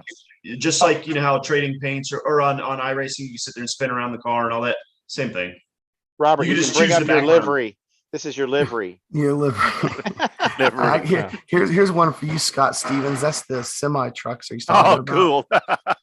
Those things are a that's blast. awesome. I don't think I Let me want see Scott some. behind me with one of those. Oh no, he's a big enough bulldozer. They are dude. so You much knew I fun. was faster. You knew I was faster. You should have moved.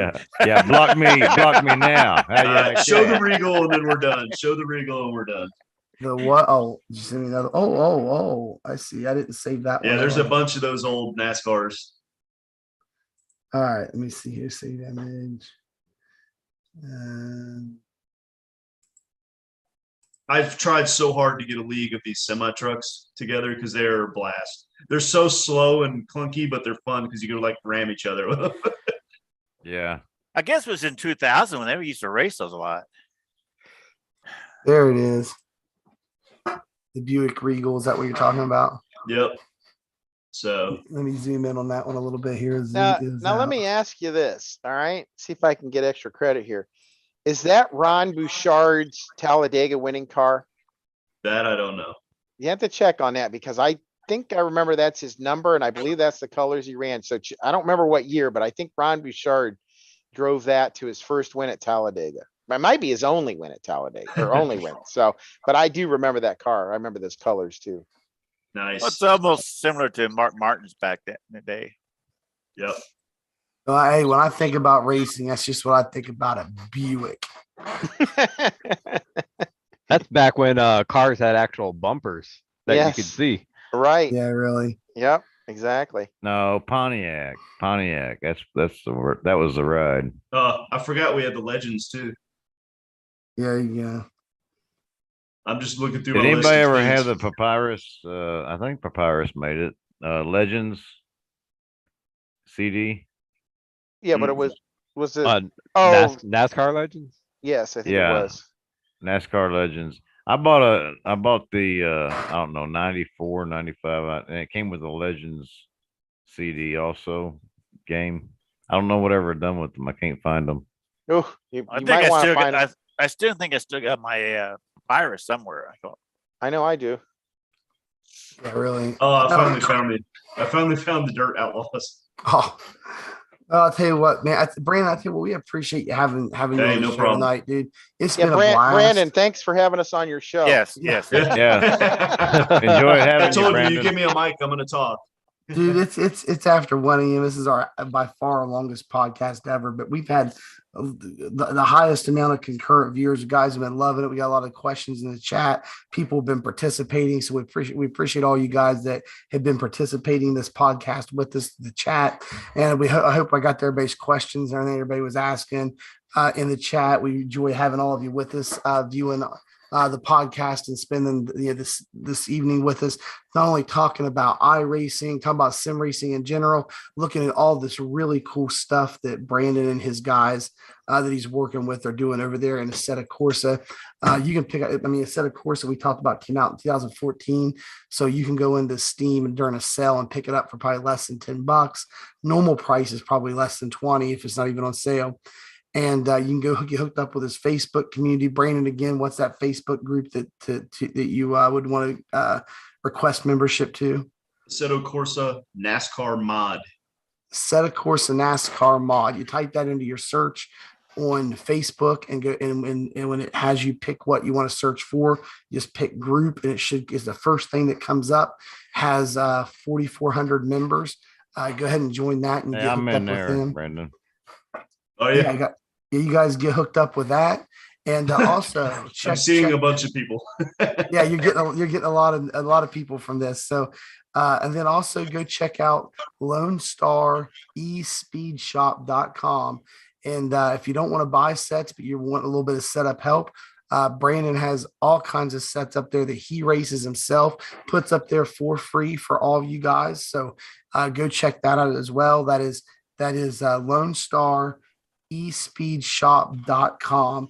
And so we really appreciate him being here with us tonight. He's been a great guest to have. Yeah, maybe we'll have him back in the future sometime. As more stuff comes out and stuff that he wants to talk to you guys about. It's been a pleasure. And yeah, all you guys that have been watching, thank you very much. If you like the content and things we're doing here on the Alien Factory podcast and here on our Area 51 Alien Factory channel, go ahead and hit that subscribe button. It's much appreciated. And there's a bell icon down there that you can click to get notified whenever we go live with our live streams and all of our on-demand content. Also like to thank everybody on the team who comes and participates each week. Scott Stevens is a pretty regular on here. Scotty, we got Nurse Bobby upgraded, got him a webcam now when you see his face. Yeah, I got the sign. And he's back up. The Admiral Tracy Rumschlag, man, he's a staple here on this podcast. And we got Robert Cook, the man, the myth, the legend. So, man, everybody's pulled a late night. I just want to thank all you guys. It's been great.